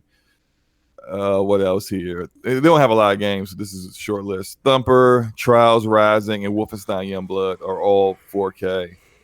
And very few games run at 60 frames. Youngblood does, Trials Rising, Thumper, Shadow of the Tomb Raider, Rise, Rage 2, Mortal Kombat 11, yeah, and Destiny 2 can all run at 60 frames, but that's it. I don't know, man. I'm still on the fence with Stadia. I'll leave it at that. On the fence? I'm over the fence, down the hill, or over the highway. I'm through the woods to grandmama's house. Yeah, I'm done. It's a wrap. OBJ is actually playing Stadia right now as we speak. So punch Stadia to the ocean, man. It's over with. Boy. All right, guys. Look, we're at the third hour. It's actually midnight. I can't believe we have gone this long. I blame this on Enrique. You don't blame this on me. Don't do that. It's not my fault. But shout out to 51 people still watching us 3 hours later. Yeah, right. Yeah, shout out to the 51 people. Shout out to everyone in the live chat. Slow-mo says for hanging out with us. We appreciate it. And hey, everyone, seriously, have a happy holidays. If you're off next week, enjoy the time gaming and spending time with friends and family. We will not have our Wednesday night podcast next week because next Wednesday is Christmas Day. So going to be, hanging out with the family and stuff, celebrating that day, opening gifts. Big shout out to everyone, to the two winners who we dropped a $25 PlayStation 4 store gift card and a $25 Xbox Live Store gift card as well.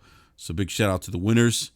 And that's kind of our way of just saying happy holidays and that we appreciate, everyone who comes in and hangs out with us week in, week out, and listens to us rant and talk about video games.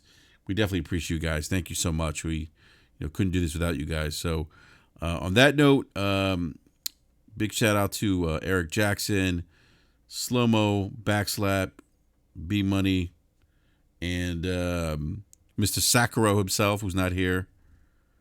Maybe he's playing Spider-Man, Slow-mo. Yeah, that's a real long shot there. He's definitely playing Destiny. Yeah, he's definitely playing Destiny. So, but on that note, we're out. Everyone, have a happy holidays. We'll see you guys in the new year. Who knows? I might actually do a rant though, so maybe sometime next week. But you don't need to be on the Stadia fence. You simply walk through it before it pops in. That's the wow. You have outdone yourself with that one. That's Gregor, hilarious. Yes, Gregor. That is. You know what to say? That is the comment of the chat for the evening, right there.